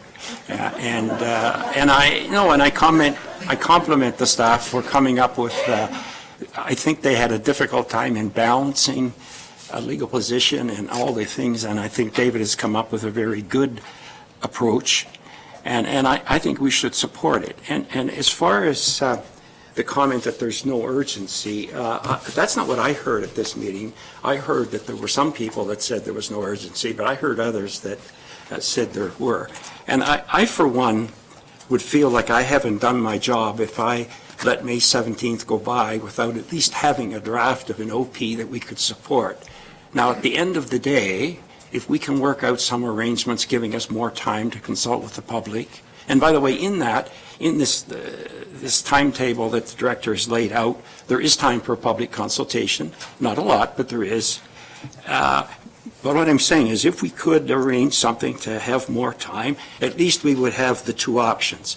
If we don't run the parallel course and rely on that option B, and at the end of the day, we don't get something satisfactory or comprehensive, then we're done. So I very strongly ask councillors to consider adopting the recommendation put forward by our staff. And the one thing that will necessitate is to have a special meeting of council or some other thing to consider David's comments so that he can prepare to bring something forward to us by the mid-January. Now, one other thing I'll add, he's very clear that he would not be bringing something forward without the final report of the Minute Steering Committee, and that anything he brought forward would be modified by anything that was changed there. And I respect that decision. Thank you. Councillor Bridgman. Thank you, Mayor Harding. I support what Councillor Jacklowitz said, and I think I started into that in the beginning. I think we need to run a parallel course, and I did hand out at the beginning for the councillors, I asked David if he could take the initial report and put blank parts in under each section. I would like to see a special meeting for us to come to a consensus, to start the process, to get the draft going. We don't have to have everything in place because obviously we're going to hear about the end of it. But my understanding from talking with Mr. Pink is we need to do that very soon because it's going to take some time to do a draft OPA. And my other understanding is that we would be looking at consultants to put that together so that we're not burdening our own staff. And maybe you could answer this for me, Mr. Pink, but that draft, would that not be usable whether we used it immediately or not as a framework? Mr. Pink? Thank you, through the mayor. I think the intention of this preliminary preparation of the plan was that the ability to come back in January with a draft set of preliminary policies that we could then analyze and review in comparison to the final recommendations, just to save that approximately month's worth of time to put those policies together, but also the time it would take for council to discuss a long list of recommendations and to reach consensus on them. So it is just a time measure to save approximately a month or two, and certainly, again, they would be preliminary policies subject to refinement and further discussion of that January to February process. Anyone else want to comment at this time? Councillor Kelly? Thank you. Through you, what do you mean at this time? I have. We're going to continue with the discussion. I can jump in now. All right. This process works really well because when I walked over here like 3 hours ago, I thought I had it all figured out, and I was wrong. We got some really good input from really good, people with a different perspective. And I think, frankly, right now, everybody else seems to be one jump ahead of me. I'm still not convinced that the right course of action here isn't to try to find a consensual arrangement with the large property owner and any other property owner that we can draft or conscript to work with us to try to resolve that. To give ourselves much needed time to get whatever we propose to do or end up doing with the official plan to get it right. I don't think that we or many of the other interested parties are currently in a position to get this right. Mr. Goldhar's acquisition of Cleveland's house is not even a year old yet. 1,200 acres, I think. An institution. He's still trying to find his way around and figure that out. I think out of respect for that group, we need to involve conversation and understanding and make sure we get this right. I think there's still work to be done on the joint study. It's tremendous work what I've seen so far, but there's still some open issues.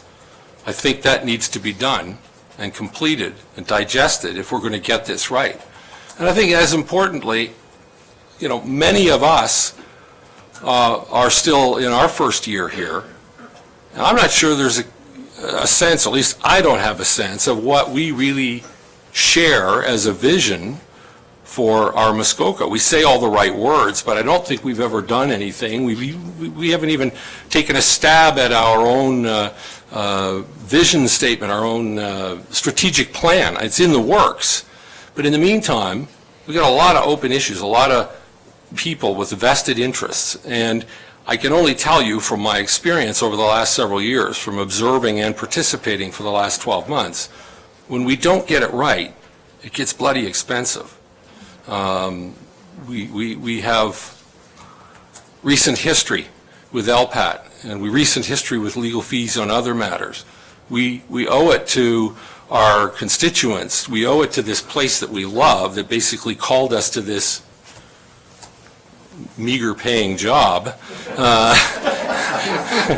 I use the word meager loosely. we owe it to all of that to do this right. And that means, in all honesty, I think we need to take some time. I'm still not sure that I understand what the risk is of getting as many of the property owners who are willing to work with us to help us define what at least the vision for Minette should be and what would be acceptable and what would be acceptable to them to help keep us from conflict down the road if we just jam something into the system. I'm not sure what the risk is if we get one or two of those large property owners. I know we don't have them all, but I don't really have a sense, you know, I maybe didn't ask the right question the last time. I don't have a sense for, you know, what exposure do we possibly have if we move forward by deferring the outcome of this until past May the 17th. I really just don't know, and I need to know to make a good decision. The second issue, and Councillor Bridgman, I think, made a really good point. Maybe we run two parallel tracks. The risk there is that the track of continuing to work on the official plan amendment, it looks like a veiled threat, and that cannot be the intention, or I don't want any part of it. It really is to protect us from a perceived risk that I'm not in a position at this point to measure or to understand. The other issue that I have to understand is if we're going to put together in a reasonable time an agreement, a mutual standstill, if you will, it's going to tie up a lot of resources from within this township. I would submit Mr. Pink, our CAO, a lot of people are going to be tied up. And do we have the resources and the energy to run a parallel track at the same time, coming up with the magic bullet that will be the revisions to the official plan that we want to do? I don't know the answer to that either, and perhaps Mr. Pink can shed some light on that one. Just one last thought. The other thing is, sorry, I'm not cutting you off, but I am.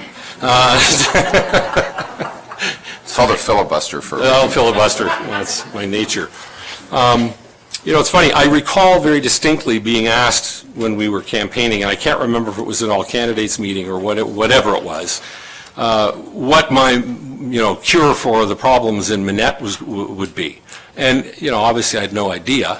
And I think I sort of threw out something like, wouldn't it be nice if somebody with a lot of resources and a real love for this place stepped up and, you know, came up with a proposal or a plan to look after this place the way we want it looked after. Well, we may have found that somebody. He may have found us. And indeed, I think and I believe he has. And I think we need to be in a position where we look at that with a degree of cooperation and a friendly spirit and a welcoming spirit and find a way to put a deal together that allows us to do it right, takes into consideration the feedback and the opinion from everyone in this township. It's not just confined to Minette. This will set the stage for how we want waterfront development to continue in the future for the next 3 years. Well, for the next 300 years, but we'll only be here for 3 years to deal with it. So I think this has the makings of a really fairy tale ending, and I don't want to fumble it by moving too quickly or too harshly or without a proper motivation or without really understanding all the issues. I want to protect this place as badly as anybody I heard speak today and as badly as anybody else. That's why I live here. That's why I'm sitting here. But I want to do it in a measured and controlled way that makes sense and that respects all of the people, whether they've just arrived in the last 11 or 12 months or whether they've been here for multiple generations, and look out for their interests as well. And now I will yield. Councillor Zavitz. Thank you, through you, Chair. Excellent. They're not clapping for me. I mean, I could say I certainly echo your comments, and I do. But I do think that we need to be smart. We have one, I hate to suggest how many times this subject has been in front of this council for however many years, but I think we have one last chance to get it right, and we have the players in the room. And I echo your sentiment more than anything, and I know that's somewhat disparate to some of the folks and their commentary and their positioning in the room today, but we have one more chance to get this right. And I think if we rush it through and run in parallel, I think we should be honest, open, deal with candor, deal with transparency with these people, and see where we can get. Okay. Councillor Edwards. Thank you very much, and that's through the chair. I don't have a problem running with the parallel the way it is here. The steering committee have come up with this, and they've been working on it for a year. But compromise is great, and if we can get a statement from the major players that they will hold off on anything, I think that's a real good thing, and then we can get this right between all of us, because it's a little bit of give and take. They always say, you know, if everybody isn't happy, it's a good settlement. So, you know, I think we have to work towards that. We have economic development to consider.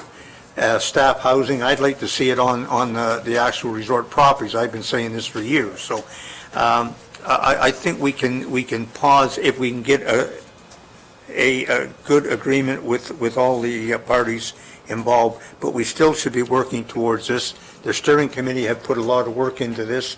I support what they've been doing. They've been really get into it, and don't forget both sides were on that the committee. So I think, you know, we can do a little bit of a pause, but I think we should have something to fall back on.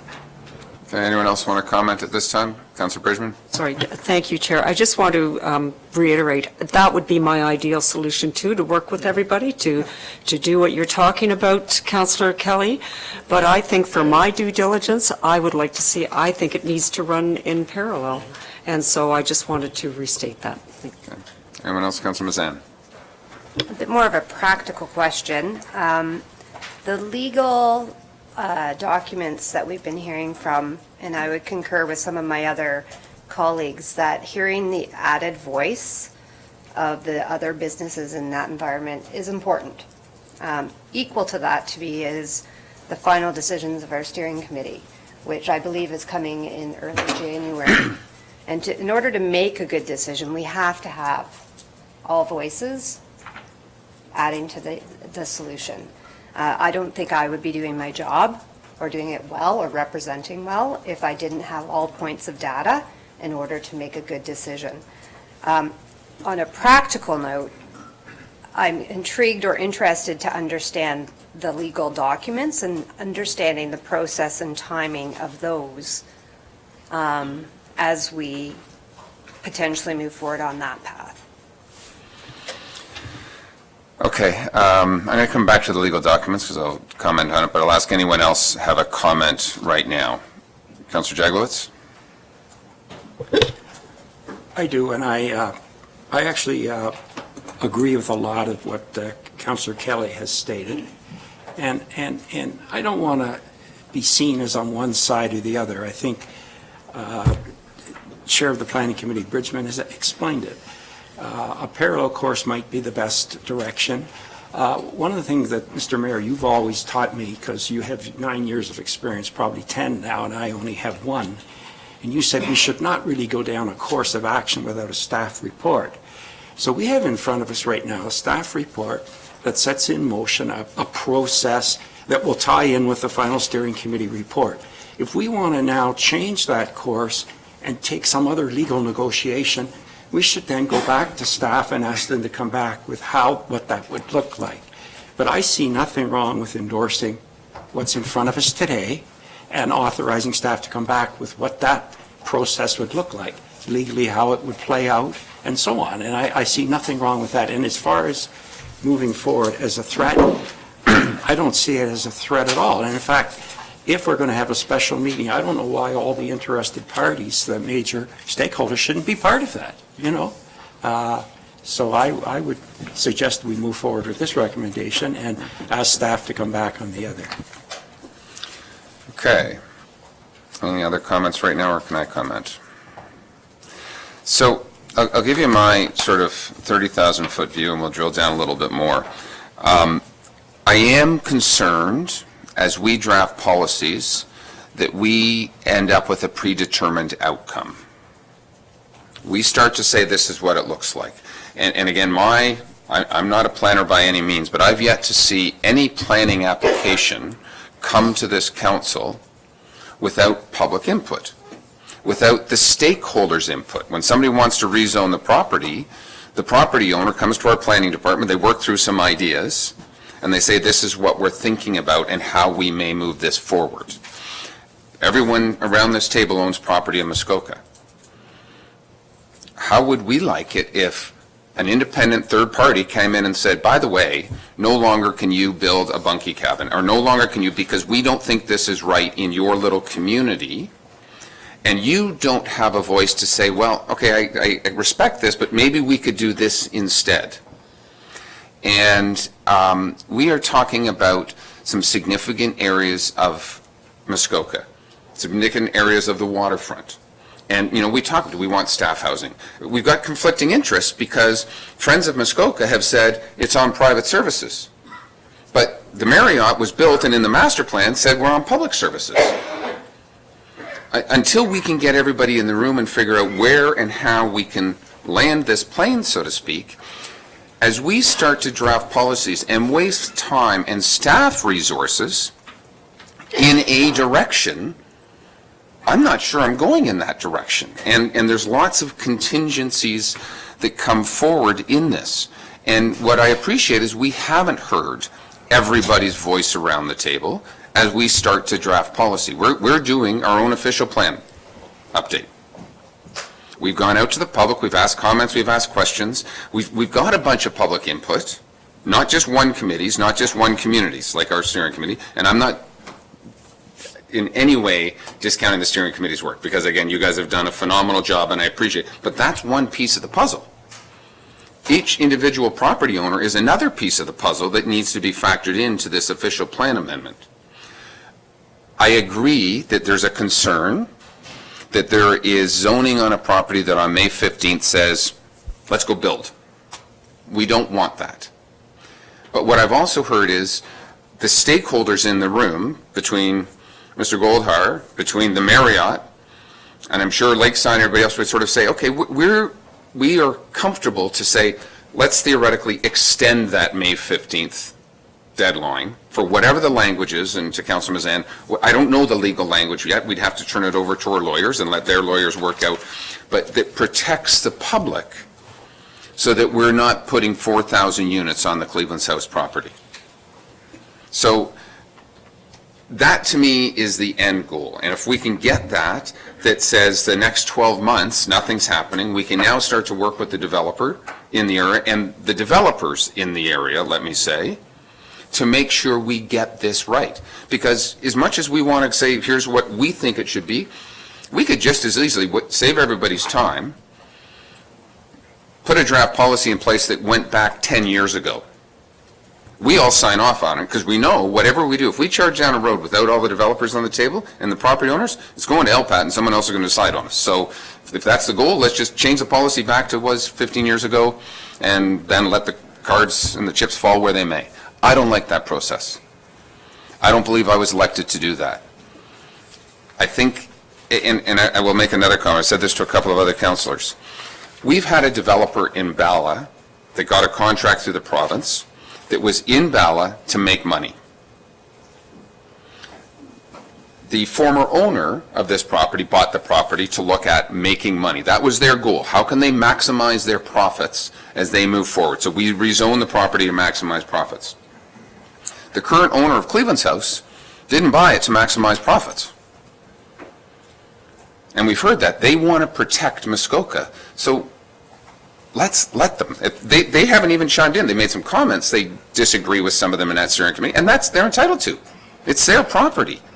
Let's hear their voice, and let's find the appropriate way to go. So special council meetings, everything else. What I heard from David, and that is January is sort of our drop dead, that we need to have some policies in place.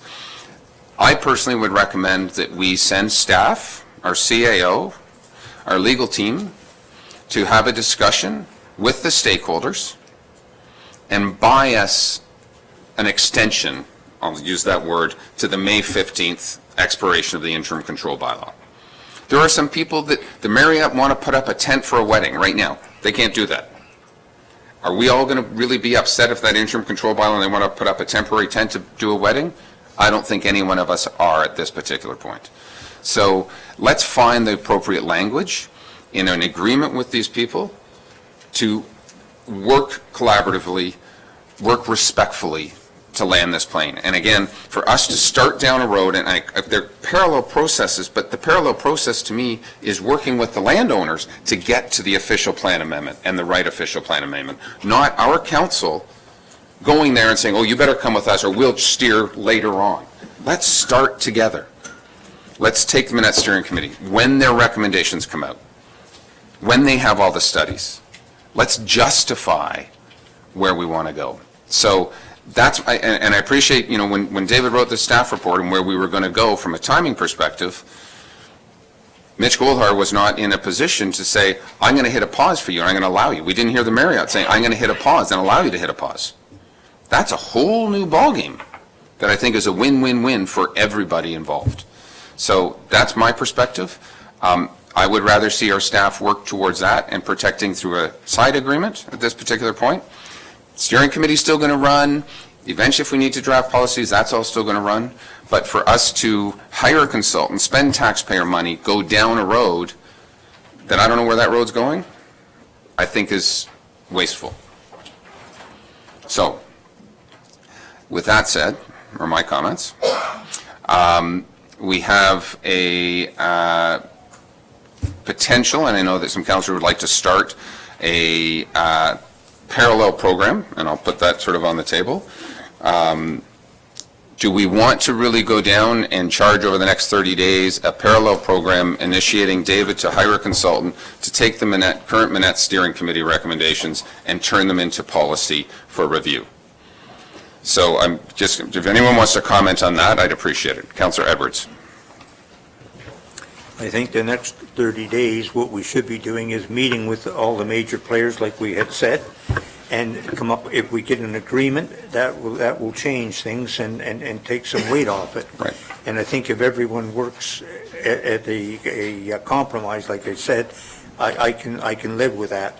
But if there's no agreements or anything else like that, then we're going to have to really consider what we're going to have to do. 100%, I agree. So I buy into that 30-day pause. So, thank you. I think that door needs to be open, Ryan. I'll go to Councillor Kelly first of all, and then Councillor Hayes. Just real quick, just in response to your question about a parallel track, I know Councillor Bridgman asked, but I'm not sure I heard an answer about whether the work that would be done now would be recycled, as it were, into something useful down the road, or would it just have to be written off if we didn't go that path? Thank you. Well, I guess the difficult question that's unanswerable is how different will the final recommendations of the Minette Committee be, and as a result of studies that have yet to be completed. So it's difficult to answer, but just to put in high level, those things that council needs to be cognizant of that has to occur before May, so you have a better idea of timelines. Two consultants have indicated that their studies will be done by the end of this year. I think we all know when we deal with deadlines how often they're met. The Minette Committee would then have to receive those, analyze those, make final recommendations. It would have to come to council. Council would have to reach consensus on those. Policy would then have to be drafted, and then a public meeting advertised with certain notice periods, public meeting held. Typically, you'd obviously come back and respond to any concerns or questions raised before any possible consideration of final approval. So you have to somehow do that between January to May. It's going to be an extremely tight timeline. And that's, again, was some of the thinking with having some draft policies, at least half ready with some consensus on some things. Obviously, everything would be dependent on how different those final recommendations would come. But again, that's premised on having to put something in place by May 15th. If in the next 30 days we can get an agreement with the developers in the area, that becomes a moot decision, that we can actually take the time for those studies to come out, to take the time for more public consultation, to take the time to draft appropriate policies, potentially one time, with the developer input into those policies, correct? That is correct, and I would stress that certainly would fully support, the ability to have more time and to get this right, I think, as we've all heard. But I would just stress a few things, and to further, I guess, some of the questions I think Councillor Kelly raised. We can certainly come back. I'm not too concerned about the resources to pull an agreement together. If reasonable parties sit down, we can try to hash something out and come back. Certainly this process so far has consumed a lot of staff time. We do have an ongoing official plan review as well. So as much as I'm very supportive of additional time, we have been at this for 2 years. If we add another year or two, that's certainly going to consume a lot of time while we work through an official plan review and this Minette process on our department, which is more or less strapped with respect just to day-to-day applications that we have later on the agenda, let alone those two major issues. So I would just stress that. And I think also further, Councillor Kelly asked sort of what exposure. I don't know if this will help, maybe a more refined answer, help you in your deliberations. When the interim control bylaw expires, any property owner in Minette would be able to make a building permit application in accordance to the zoning bylaw in effect at that time, and any minor variance received or any rezoning application received will be analyzed, reviewed, and evaluated against the official plan policies in effect at that time. So that's essentially the exposure is if we don't agree with those policies, if that's the sentiment amongst council or the community, those policies will be in effect. So hence, again, I was trying to come up with ideas to put the added pause and broach that idea for a while now. Thankfully, just this week, we've heard the parties seem willing to explore it. So again, we're supportive of that, but we haven't had time to put pen to paper and put the details together, but we can aim to do that for December for you. For December, thank you. Councillor Hayes, first of all. Yeah, I'm more than willing to hear what the other stakeholders have to say. Mr. Pink has indicated that we can do this in a crunch if we have to, starting at the end of December. And I appreciate that all the work that the planning department is doing, and this is something that we'll have to look at. But anyway, no, I would like to see the stakeholders included, and if we can get that agreement with the major stakeholders, I would be more than willing to have extra meetings to try and get it right rather than get it fast. Right. Okay. Councillor Ishikawa, and then I'll come back over this side. Sorry. Your original question was whether we wanted to see having a consultant hire quickly. Mm-hmm. And we didn't address that. I heard Alan make a suggestion, and I agree with that, and that in fact we could still do this in-house. We had a meeting at the end of October that brought some information forward, but it brought more questions.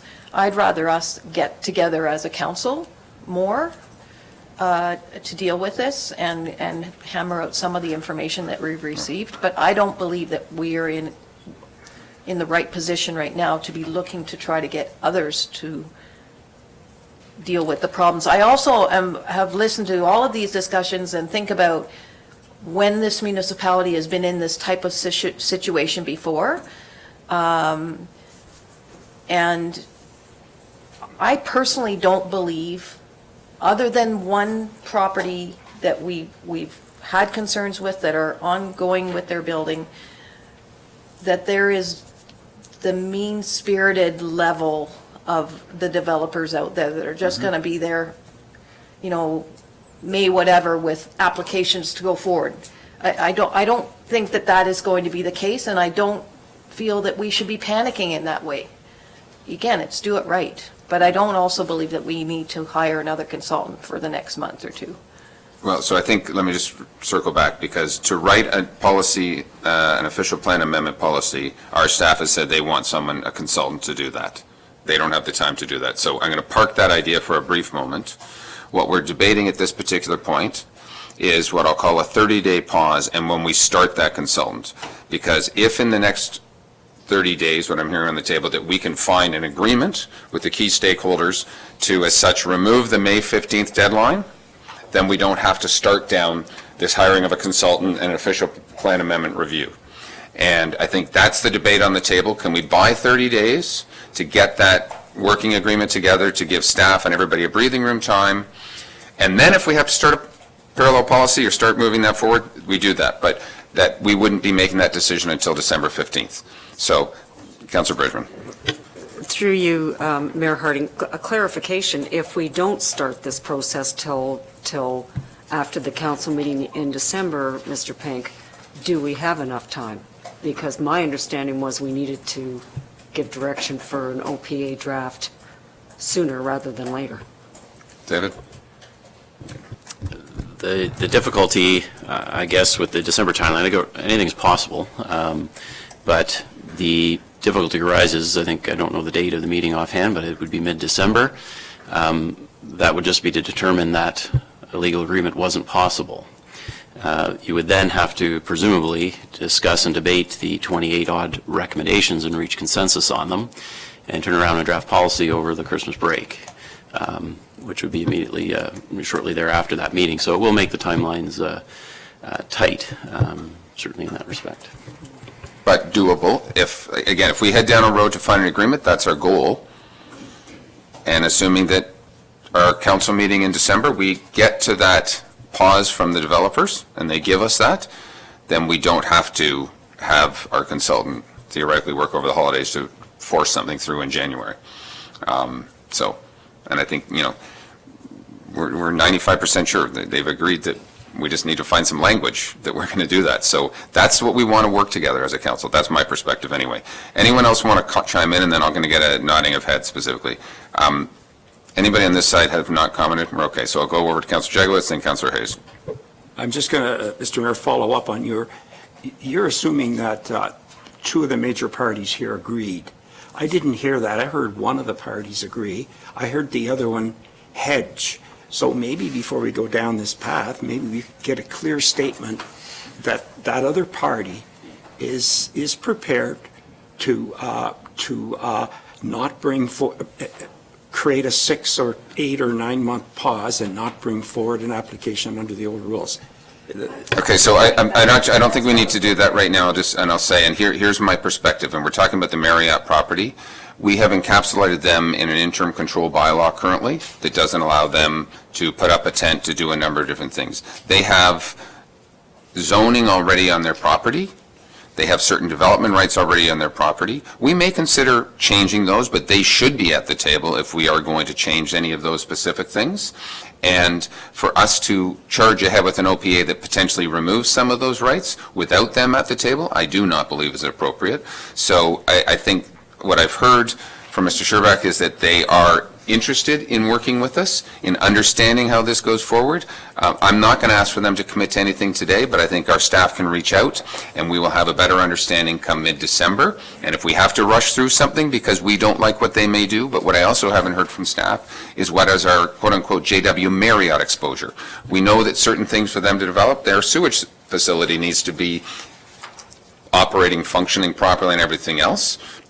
So we today wouldn't say go build 45 more units because we're not sure of all that stuff. There's also development where they're supposed to hook up to a municipal system that doesn't exist today. So I'm not sure how they can develop. So I think we have the planning tools and the already existing in place to protect ourselves from a Marriott perspective. And so any other comments? Councillor Hayes, you had a question. I was just going to suggest that rather than going through our cycles of 1 month, that we allow the stakeholders 3 weeks to come up with some kind of a solution that everybody is happy with. And if it's not reached within 3 weeks, then council can have a special meeting, go through the information that's been provided for the OPA, and that way everything will be done as if we had have done it today. So a possibility, I guess I'm going to suggest that, if we needed to throw a special meeting, I think we're going to know in the next 2 weeks where we're going, that our Director of Planning and our CAO can advise council on it, and trust me that if we need something to move forward, I don't want to drop this ball either. I want Muskoka protected, and I want, let's not throw out what the committee's done over 2 years. And I agree with that. So, but I truly believe that we will be able to fall into our existing schedule at the end of the day. Councillor Kelly? Thank you. Thank you. Through you, just one last question for Mr. Pink. And I don't want to get too specific, but are there any outstanding applications that will automatically flow through and be approved if this lapses on May 17th? Is there anything right now that's hung up on the ICBL that will be freed up for approval as soon as May 17th passes? Mr. Chair, there is technically a site plan application that's been made on the JW Marriott property for additional units. I don't know if it's fair to say it's held up due to the interim control bylaw entirely. There were some servicing issues that needed to be addressed. But presumably on May 18th, if those servicing issues are addressed, that site plan application could come before committee and council. Okay, so I think it's appropriate to come back and we'll have some more information on that come December. So, okay, so I'm going to ask the question of council right now. So we have a potential resolution on the table to start today another path that we're going to have to chime in on, which would involve a special meeting. Or I think the specific question we can note in the notes, are we okay to have our staff, our CAO and our Director of Planning initiate discussions that remove the issue of the interim control bylaw expiring on May 15th? And I'll broach it that way, that the sky won't fall, that we have the next 30 days, maybe it's 3 weeks, whatever, but that they would be able to bring to council a working agreement that will protect Muskoka and Manette from a rush forward, so that we have the time to work with the developers, so we have the time to work with the steering committee, we have the time to fully flesh out an official plan amendment. So that's the idea on the table right now. As a nodding of heads, do we have a general consensus towards that? 1, 2, 3, 4, 5. I know there's a couple of dissensions to that. I have not read the motion. It's not on the floor at this particular time. Can I request that it go on the floor? We can put this on the floor, but again, if we turn this motion down, we can't revisit this motion in 30 days. So that becomes an issue from our own policy perspective. So hence the reason I'm just going to suggest we don't read this motion. I'm happy to, we can draft another resolution that says, are we okay for a 30-day pause to let legal, but I think we can also do it in the minutes. I'm getting 1, 2, 3, 4, 5, 6, 7. So 7 of 9 right now are in favor of finding a pause agreement with the developers. Failing the pause agreement, then we would be coming back and moving this process forward very quickly come December. Madam Clerk, are you okay with the nodding of heads, that we are generally 7 in favor and I think 2 against, and that's fine as well? Councillor Bridgman, want to? I'm in favor of doing that. I just didn't want to pause the other part. I just want to make that clear. I am very much in favor of working with them. I respect that, and I think yourself and Councillor Jagowitz are both into charging that other one forward. I think what I'm hearing, and again from council around the way, is that we're going to fire that one up again in 30 days if needed. Otherwise, we're going to take our time and do it right. Councillor Jagowitz. Could I just ask, it might be helpful, because I think we're trying to all cooperate here. Could you also ask for a nodding of heads? Let's say that in 3 weeks or 4 weeks, there isn't that agreement in place. Is council in favor of moving forward with this motion? Absolutely, yes. Okay, so then I will support the pause. Okay. That's exactly what we're at. So everyone's in agreement with that. And so for the public, so you understand, we are hoping, and I'll look to Paul and Mitch's representative, I'll look to my friends at the Marriott, we would like your help in protecting the public to make sure we get all the policies right in an official plan amendment in the Manette area. So working together, saying we will or we won't, and some kind of a side agreement, I think is key and important to us moving forward. Obviously, want to make sure that come summertime, if Cleveland's House wants to operate and do things and has to repair a building that's fallen down, that we should be able to do that. And the same if Marriott wants to put up a tent for a wedding. I'm thinking, you know, is it a year pause? I don't know what the pause is at this point, but we've got 30 days to get to that finish line. So, okay, Madam Clerk, you're good? Everyone, thank you very much. I'm going to suggest... Please don't forget that the legacy project is not within the ICBL. Absolutely, we know, so that's a separate issue, and we will be debating that. So, Council, as this day is wearing on, I'm going to suggest we take a brief lunch break. Are people okay with like 25 minutes? 30 minutes?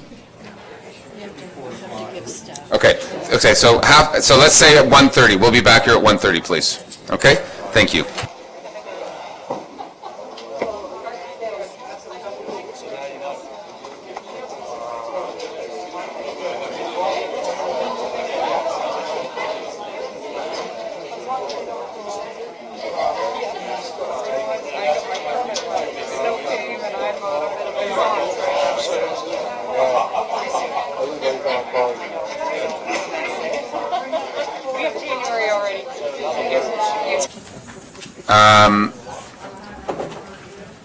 Okay, we're going to keep trucking along here, and we're going to go to the start of 8. We've tipped off a couple of items. We had last round of council a report from corporate assistant regarding the municipality of Hastings, and that was a mandatory septic reporting. We talked about it at that time. I think our septic guru, Mr. Boss, kind of said, you know, it's extra paperwork, it's extra everything else. I guess I want to get a sense that it kind of came back, as we said we would bring it back. Do we want to look at putting this forward right now, or do we want to contemplate it potentially? I think we have quorum. Yes, we do. Do we want to look at that, or do we want to look at this in a larger, potentially mandatory inspection program versus just they do reporting on what's going on in their... Councilor Mazan. My preference would be to look at it as a larger global Okay. inspection program. People agree with that? So, okay, so I don't really need to read the resolution, do I? We can just, we're going to move on with that, and we'll come back with more information. So that, excuse me, is that the consensus? Consensus, absolutely. I didn't see one dissension on that. Let's go to declaration of surplus land. Oh. Sorry, which one's that? The Bala Falls report. We've already dealt with it, because we already passed the resolution. I don't think, Ken, you need to talk about Bala Falls anymore. It was in the report. We dealt with it, so we're good. Okay. Let's declaration of some surplus land. Have a couple of those, I think. Yeah, they're at the bylaws. Oh, we'll deal with them in bylaws? Yes. Okay, so we'll deal with those two. Let's go to Ms. Lehman and our HR compensation. Thank you, Mr. Mayor. So in the budget 2019 process, consulting dollars were approved to conduct a compensation review. And last month, I provided an update to the General and Finance Committee on the progress of the project. So our compensation review involved job evaluation on every job, pay equity analysis, and a market survey to compare our competitiveness on salaries with a select comparator group. So you see that in the report. So today you have the results of the full comp review and a recommendation. So as mentioned in the report, we're at the cusp of a changing landscape. We're already starting to see some challenges with recruitment and retention that will inevitably impact the operation. So the recommendation to move us to the 60th percentile of the market is to create a larger talent pool to draw from, and then also limit our competition, so only have 40% of our comparators ahead of us. The one thing I want to make clear in the increase to the payroll, so it shows a 1.4% increase at the 60th percentile. It's not an increase to every job. So what the consultants have done is they've evaluated every job against the market and shown where we're out. So the jobs that are having market pressure, those groupings, bands, have a recommended adjustment to them. So we're seeing that against the professional, technical, and managerial jobs primarily, which is where we're struggling with the recruitment. And so the review, it was done with the values of competitiveness, fairness, compliance, but also affordability in mind. So what what I've proposed is, I think, good value for your investment, and that should last for a 5-year period of time until it's time to do another review. Going forward, this, along with the benefits that have already been approved, will really set the stage for us to become an employer of choice as we build on other pieces of our talent management strategy, so training and development, coaching, the succession, that sort of thing. So I'm happy to answer any questions. Council, any questions on the report? There's some details in there. I'll go to Councillor Nishikawa, then Councillor Jagowitz. I was reading the report and it struck me that one comment about, why people leave their jobs here to live closer to home, which then led me to believe or to look into how many people within the township have actually been moving up the ladder. Is that the only way I can describe it? And so I think more about, because in the old days when I was around, that is actually how folks got. So I remember specifically our past CAO started out in the roads department. And I haven't seen that type of growth in the municipality in many years. And so it felt to me like the report was really looking at and comments based on people that were not long-time people in the organization. And it's those that have moved into the area that got a position. So I'm hoping that there's going to be some methods in the future, whether it's training or whether mentorship, however that looks, that we can get more engagement and more opportunities for our current staff to move up the ladder. Because the reality is most of them probably have a place to live, and all of the other things, and a much better understanding of the social and economics that Muskoka Lakes is, because unless you're living here, you don't really get it, in my opinion. So I want to provide a comment. I think there's a statistical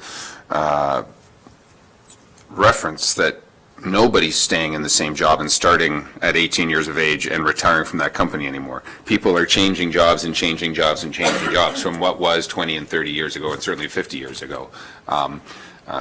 Gentleman to my right, I think, is changed a few times within Muskoka. And they may change careers, I think, is what's kind of going on. So, Councillor Jagowitz.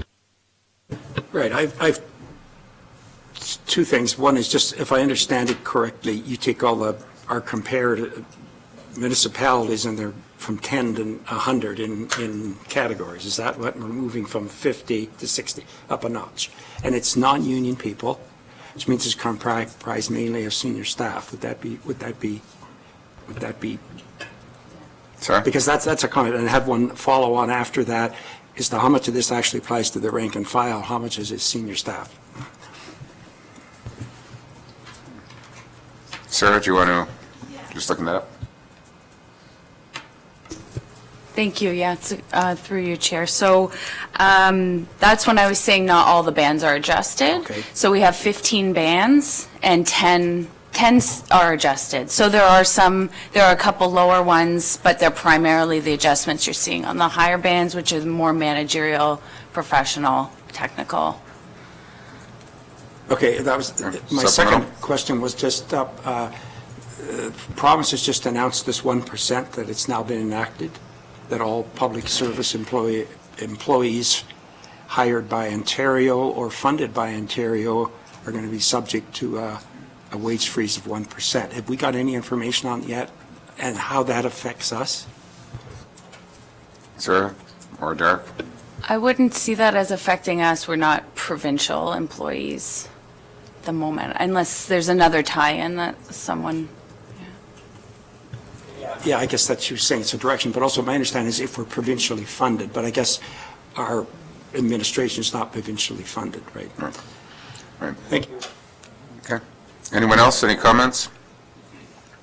I think the other thing is here, for us to remain competitive at the 50 percentile, I like page 5 of the report, 5-year average is going to cost us $42,000 a year, but to really jump up that next notch, it's $12,000 extra a year to get to the 60th. So it's nice to say, we pay well and we want people to stick around, and it's a good place to come and work, and, working on some increased culture stuff and making this really an awesome place. So I have a resolution moved by Councillor Hayes, seconded by Councillor Mazan. Be it resolved, Township's non-union salary grid be adjusted to pay at the 60th percentile of a municipal comparator group identified in the 2019 market comparison compensation review results staff report dated November 13th, 2019, and that the requisite funds to implement the market compensation review results and the cost of living allowances be included in the Township's 2020 operating budget.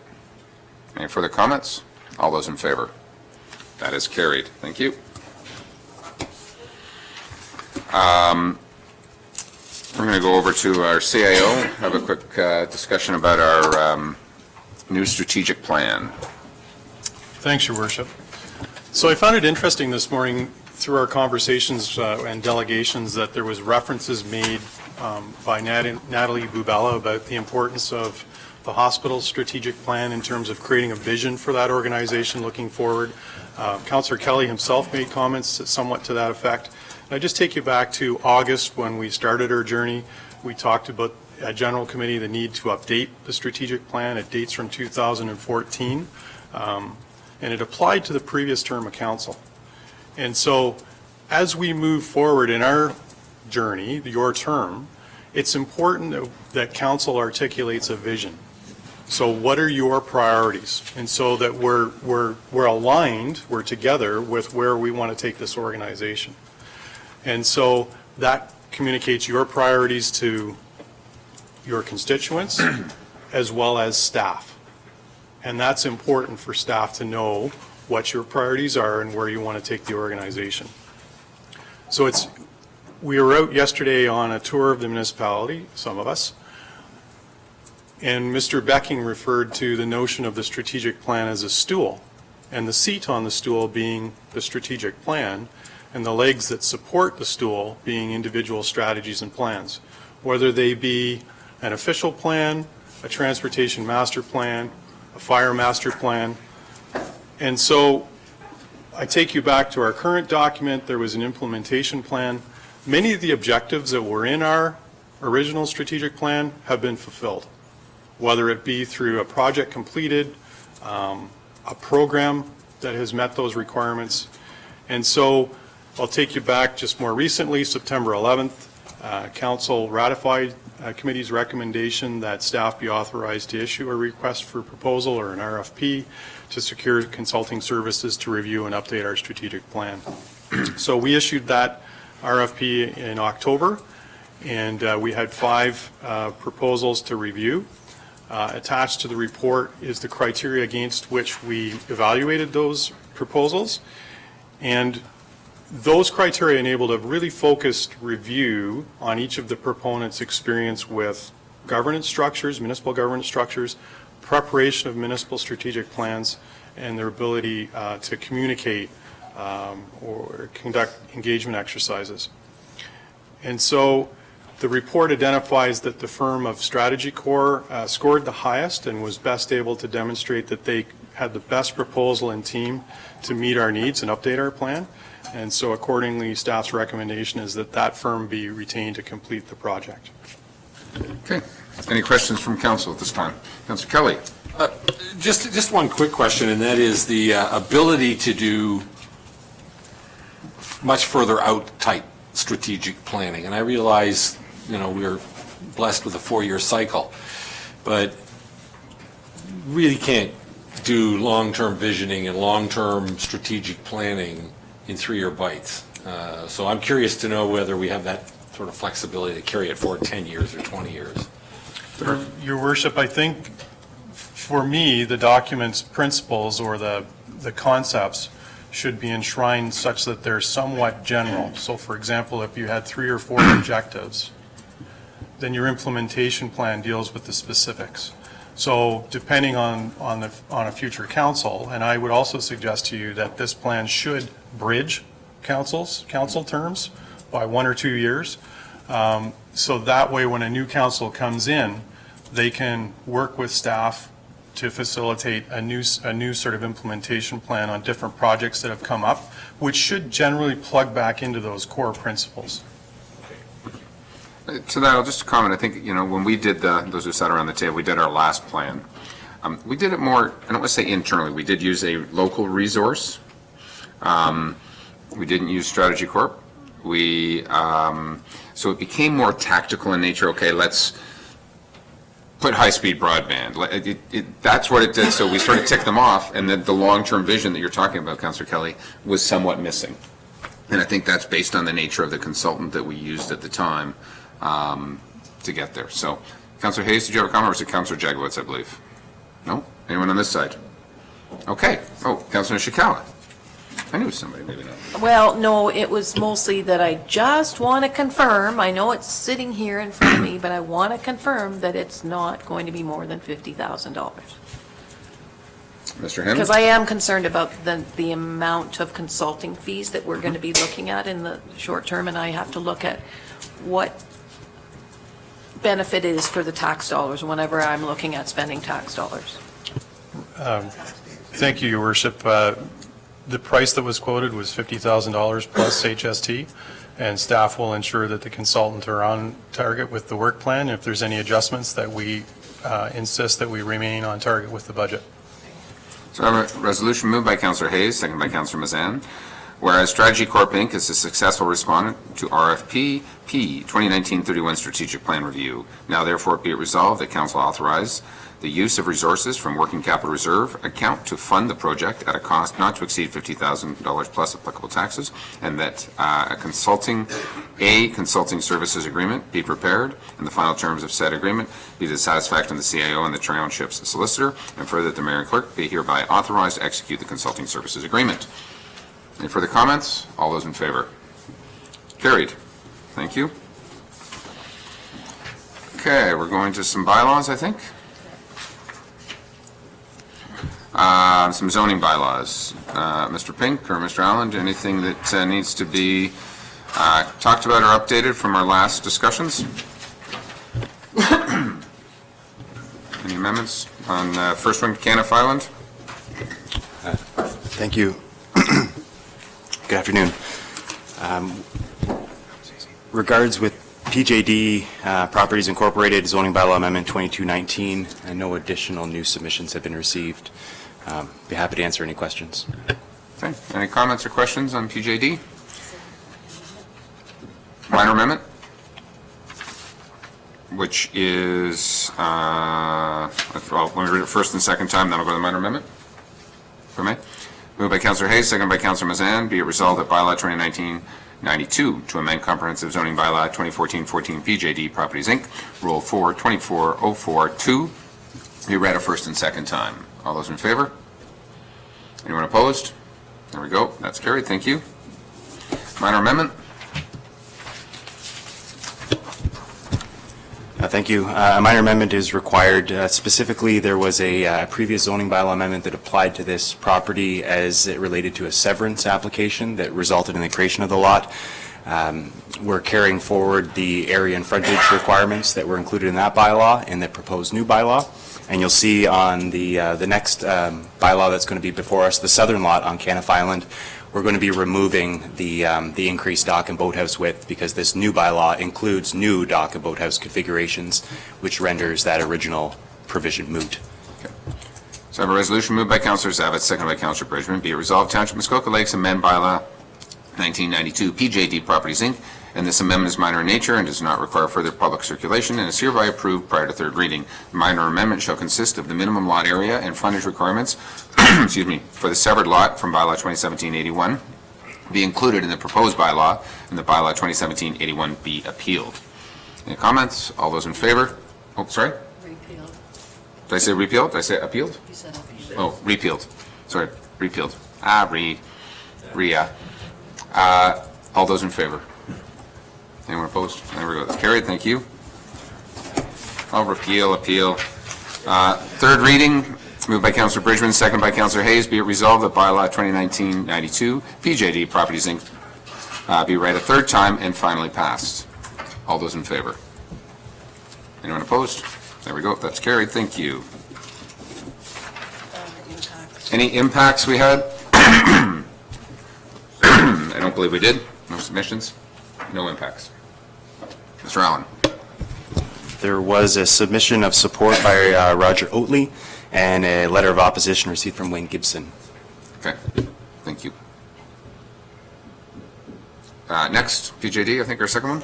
Oh, so any impacts on those? I mean, I think there's more in favor, if I'm not mistaken. Okay. Second PJD. Thank you. This is for the southern part of Canniff Island. Similar to the last amendment that was in front of us, there is a minor amendment included, specifically repealing that original bylaw that applied to the property that was associated with the severance. No additional submissions have been received. Okay. I guess we're just getting our, I can read first and second. You can find me the minor amendment. Moved by Councillor Hayes, seconded by Councillor Bridgman. Be it resolved that bylaw 2019-93 to amend comprehensive zoning bylaw 2014-14 PJD Properties Rule 42440 be read a first and second time. All those in favor? Anyone opposed? That's carried. Minor amendment is to include the dock width in the new bylaw. Mr. Allen? Thank you. And to repeal the original bylaw that applied to the land, similar to the last application. So they don't have to appeal it. Moved by Councillor Bridgman, seconded by Councillor Hayes. Be it resolved the Township Muskoka Lakes amend bylaw 2019-93 PJD Properties Inc. And this amendment is minor in nature and does not require further public circulation and is hereby approved prior to third reading. The minor amendment shall consist of the minimum lot area and lot frontage requirements for the retained lot from bylaw 2017-81 to be included in this bylaw, and that bylaw 2017-81 be repealed. Any further comments? All those in favor? That is carried unanimously. Thank you. And third reading, moved by Councillor Bridgman, seconded by Councillor Hayes. Be it resolved, bylaw 2019-93 PJD Properties Inc. be read a third time and finally passed. Any further comments? All those in favor? Anyone opposed? There we go. Carried. Thank you. Any impacts on submissions? Same, I think we had from the same people. Mr. Oatley in favor and people. One gentleman opposed. So no real impacts. Appreciated public's comments. Hamlin. Oh, Mr. Bryce. Good afternoon, Mayor Harding and members of council. No public or agency objections were received relating to the application. No new submissions have been received. Staff have no objections to the bylaw. Planning Committee recommended to council that the application be approved and no minor amendments are required. I'm happy to answer any questions that council may have. Thank you. Okay. Any comments, questions on this? Moved by Councillor Zabit, seconded by Councillor Mazan. Be it resolved that bylaw 2019-103 to amend comprehensive zoning bylaw 2014-14 Hamlin Rule 42525 be read a first and second time. Any comments? All those in favor? That one's carried. Thank you. No minor amendments. Moved by Councillor Zabit, seconded by Councillor Everett. Be it resolved that bylaw 2019-103 Hamlin be read a third time and finally passed. Any further comments? All those in favor? That one is carried. Thank you. And no submissions, further submissions, so I think we were good. No impacts. Scully. Any comments from planning staff? Mr. Allen? Thank you. No additional comments have been received. We did receive one letter of opposition as part of the original public meeting from Brian and Maria Starkman. They were opposed. Okay. Moved by Councillor Hayes, seconded by Councillor Zabitz. Be it resolved that bylaw 2019-109 to amend comprehensive zoning bylaw 2014-14 Scully, Rule 21126 be read a first and second time. Any comments? All those in favor? Carried. Anyone opposed? One opposed. Thank you. Minor amendment? No minor amendments? We had proposed one. We're going to just check our paperwork before we move on. Maximum dwelling height to 26.5 feet. We have a minor amendment to restrict dwelling height to 26.5 feet. Moved by Councillor Bridgman, seconded by Councillor Zavitz. Be it resolved, Township of Muskoka Lakes amend bylaw 2019-109 Scully, and this amendment is minor in nature and does not require further public circulation, and is hereby approved prior to third reading. The minor amendment shall consist of limiting the maximum dwelling height to 26.5 feet. Any further comments? All those in favor? That is carried. Third reading, moved by Councillor Mazan, second by Councillor Hayes. Be it resolved, bylaw 2019-109 Scully be read a third time and finally passed. Any further comments? All those in favor? Anyone opposed? That is carried. Any comments, anything submission-wise, Mr. Allen? Just the one letter of opposition, but obviously didn't sway council, I don't believe. Correct. Okay. Thank you. Let's move on to Rigby. Mr. Sharp. Thank you, Mayor Harding. No public or agency objections were received. 3 submissions were received by township departments and 1 submission by the district municipality of Muskoka. No new submissions have been received. Staff have no objections. Planning committee recommended that council approve the application, and no minor amendments are required. I have no further comments, and I'm happy to answer any questions that council may have. Thank you. Great. I have a resolution moved by Councillor Zavitz, seconded by Councillor Bridgman. Be it resolved that bylaw 2019-125 to amend comprehensive zoning bylaw 2014-14 Rigby Rule 7823 be read a first and second time. Any comments? All those in favor? Carried. No minor amendments. Moved by Councillor Bridgman, seconded by Councillor Hayes. Be it resolved, bylaw 2019-125 Rigby be read a third time and finally passed. All those in favor? That one is carried unanimously as well. Thank you. Finally, Butcher. No, that was the one we defeated? Yeah. So we don't need to read that again? Or do we need to defeat it again at this time? Sorry, I was just saying, is there any effect for Rigby? Oh, I don't believe so. Okay, Butcher. We're going to read it, and we're going to, technically, we defeated it at Planning Committee, so if we believe the same, we would defeat it here. Moved by Councillor Mazan, seconded by Councillor Bridgman. Be it resolved that bylaw 2019-90 to amend comprehensive zoning bylaw 2014-14 Butcher, Rule 6636, be read a first and second time. And this was the place in Torrance that came in originally at 18%, and then I think got reduced to 16.5% lot coverage, and our Planning Committee turned them down. Any comments on this? All those in favor? Anyone opposed?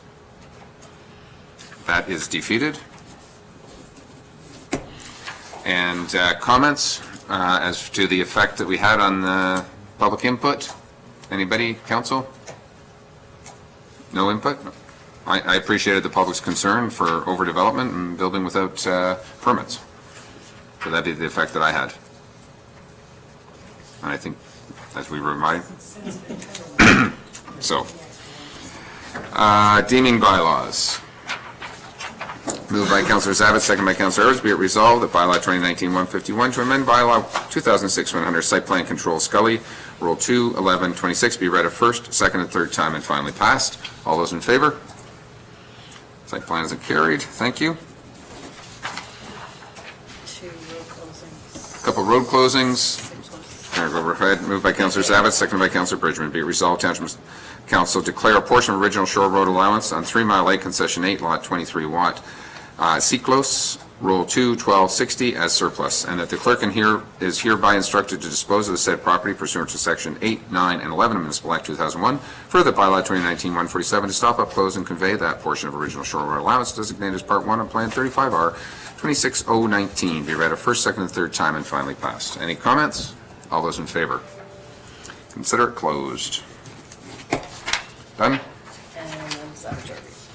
Mr. Savage RV, moved by Councillor Savage, second by Councillor Bridgman. Be it resolved, Township Council declare a portion of original shore road allowance on Lake Muskoka, Concession 10, Lot 27, Monk, Savage RV, Rule 9-11-56 as surplus, and that the clerk is hereby instructed to dispose of said property pursuant to Section 8, 9, 11 of Municipal Act 2001, and further the bylaw 2019-150 to stop up and close and convey a portion of the original shore road allowance as Part 7 on 34R 25898 be read a first, second, third time and finally passed. Any comments on Mr. Savage RV's property? 35R.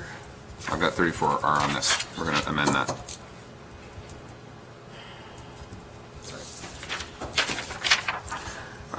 Any further comments? All those in favor?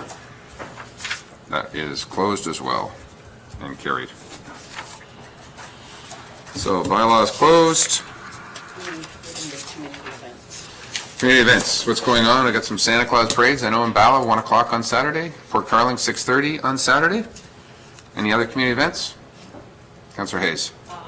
Christmas potluck for the community, for the seniors, on the last Tuesday of November. Is that Walker's Point? I know. Yes, it's at Walker's Point, Okay. and also the Walker's Point Children's Christmas Party is on the 14th of December. Okay. Councillor Bridgman. The Peninsula Recreation Center in Manette is having a Christmas concert at 2 o'clock on the 23rd of November, and a gazebo lighting by the Lions Club right after that at 4 o'clock. And I'm the honorary lighter of the candle. Okay. Councillor Edwards. And the Minettones and the Grandsons are having two concerts, one on the Saturday, and the other one is at Milford Bay on the Sunday at 2 o'clock in the afternoon. This Saturday, the Windermere and District Lions are having a community breakfast at Raymond from 8 till 10, and Ullswater is having their Christmas craft sale from 9 till 2. And you can get a late lunch there as well. Perfect. Eat our meals all the way across. Anyone else? Okay. Madam Clerk, I think we've got some future meetings, which we know is coming, and I think we just need to read a resolution to go into closed, or am I missing something? Question? Councillor Bridgman. Council meetings on December the 16th, Wednesday the 16th. I think it's the 11th. I said council meeting on Wednesday, December 11th. I see that. Yeah, you're right, I changed the dates after there was an error in the date. Okay, so just so everybody's clear.